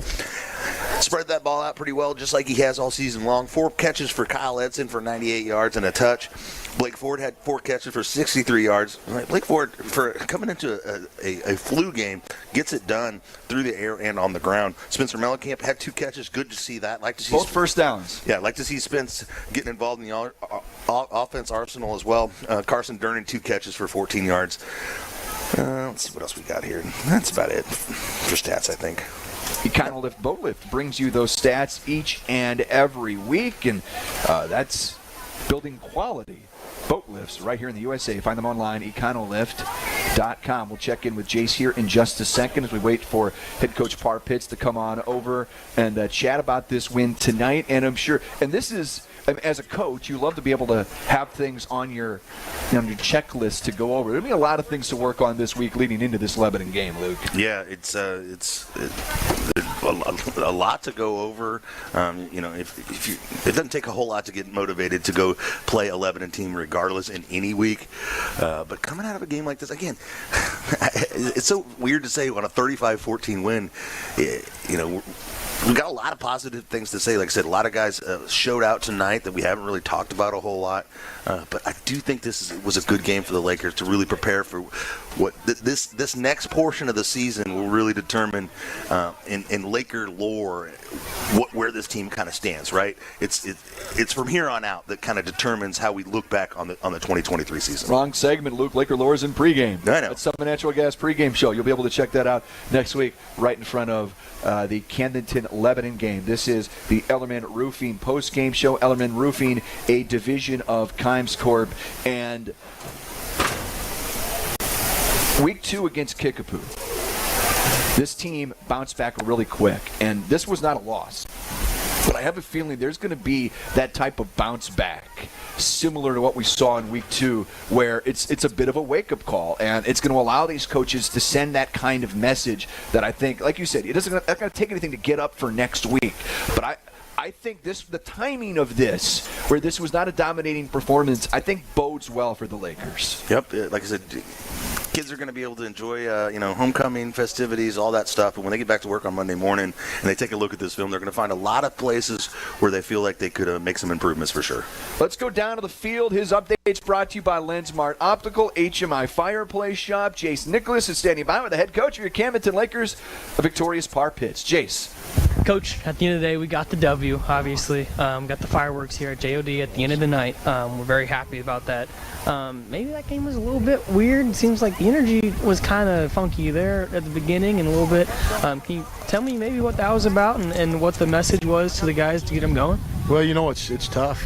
Turnovers, in your own territory, they score off those kind of things. That makes it tough, but you have to rebound. I knew that they could defend. I knew they were better than their 0-6 record, and so I told our guys, and I felt like our guys understood that, but we were a little bit surprised because sort of the outside perspective is, you're going to go and do this and score this many points because of comparing scores, but you can't compare scores necessarily. You just figure out what you can do on that Friday night, and so they played well. I give them a ton of credit, playing well on both sides of the ball, and we rallied, and like it's super weird to be disappointed to score 35, you win 35-14, and everybody's a little bit like, we really underachieved. But I don't think, because our only goal, I didn't tell them on Monday we're going to score this many points or not give up this many, it was to win. And that's the name of the business. And so that's our goal every week, and we're going to do that next week. Certainly, and now I've gotten to listen to a lot of post-win huddles. I got to listen to one post-loss huddle.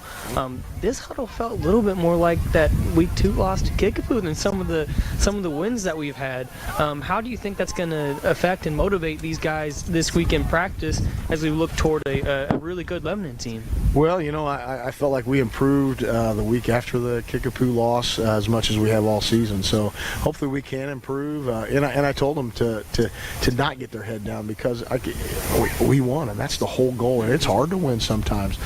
So like hold your head up. Understand we made errors, but we got to get better, and we'll fix those errors. I was thinking we would tackle better. We didn't tackle better tonight. We tackled with a lot of people, which was good, and that enabled us to win. But we got to be better in those one-on-one situations, wrapping up, all those kind of things. We can't turn the ball over. We had 2 turnovers that make it tough on offense. Well, yeah, and the weather was a lot different tonight than we've seen all year. We've been in the warm weather all year, and we finally got that first feel of that cool, crisp autumn air. You saw the forecast this week. Are you telling the kids to do anything different? Tell them to watch their wardrobe or anything? We were planning on making a deep run in the playoffs. We're going to play again in this. What's that like in the locker room? I hadn't looked ahead too far. I knew tonight was going to be cool, but I felt like our guys handled it. We talked to them a long time ago. Only really concern yourself with the things you can control, and so we can't control the wind, the weather, the rain, any of that kind of stuff. All we can control their preparation. So our guys they'll wear warm stuff. They'll get their hand warmers, all that stuff. I know that they'll take care of those things, but it's really out there. Whenever you're playing in the middle, you have no idea what. Absolutely. A big game next week, Lebanon. We have a chance to go get an Ozark Conference title and split that with them this year. Obviously, the big Highway 5 rivalry. You've played in it. You've coached in it a lot. Tell me what this is going to mean to you guys. Well, it's huge. I mean, it's a huge game because it's our only game next week, and so we know that they're undefeated and playing well. We began studying them and understand that they're a well-coached team. They've prepared themselves, but they're like every other high school team that you have to go out and execute, and then on our end we have to go out and execute our game plan, and it's going to be one between the lines, not in the prognosticating, and that often, it seeps into everybody's world, but we just have to go out there and prepare and tackle. I told them on Monday, tackling and blocking is what is going to win every game that we face the rest of the year. Absolutely. Well, thank you, Coach. Good game. Right. Looking forward to this next week. Yeah, have a good one. Appreciate it. Great job, Jason. Thank you, Coach. We'll talk some